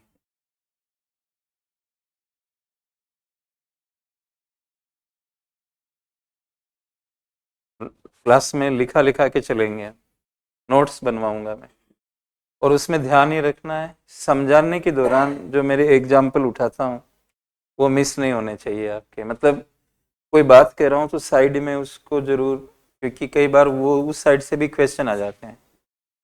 मेन तो चल ही रहा है, लेकिन समझाओगे तो सही ना आप कोई चीज़ को। अब समझाने को भी लिखाएंगे थोड़ी, मतलब जो कॉन्सेप्ट चल रहा है उसी पे तो चल नोट्स बनेंगे ना। अब समझाने में तो मैं 17 में चला गया, 2017 में मैं कभी अमेरिका में चला गया, तो आपको छोटा सा साइड के अंदर की ये बात हुई है क्लास में, उससे आपको और मजबूती मिल जाएगी इसके। राइट, तो ये चीज़ों को ध्यान में रखकर आपको काम करना है। बाकी जो कल क्लास होगी वो मैं राष्ट्रीय आय से शुरू करूँगा, है ना। और बहुत आराम से, धीरे धीरे, प्यार से, जल्दबाजी नहीं है। इकोनॉमिक्स ऐसा विषय नहीं है कि आप उसको दौड़ा के। अच्छा, दूसरी बात मैं बता दूं कि 2 घंटे की क्लास होगी और 35 से 40 क्लास हम लोग करेंगे इसके साथ। फिर मैं 10 से 12 क्लास अलग से कराऊंगा, वो करंट इकोनॉमिक्स की होगी। वो करंट इकोनॉमिक की क्लास पिछले 2 साल में भी जा सकती है, मैं इस तरह से उसको करवाता हूँ। उसको पूर्ण विराम आपको तभी मिल पाएगा जब वो क्लास आप कर लेंगे। 1 मिनट। तो इस तरह से क्या है कि ये क्लासेस फिर अप्रैल में होगी आपकी। हाँ, और किसी को इस बार नहीं देना बाय द वे, तो वो क्लास छोड़ सकता है, उसको वो क्लास हम अगली बार करवा देंगे जब उसको बैठना होगा। ठीक है, थैंक यू वेरी मच, फिर कल मिलते हैं।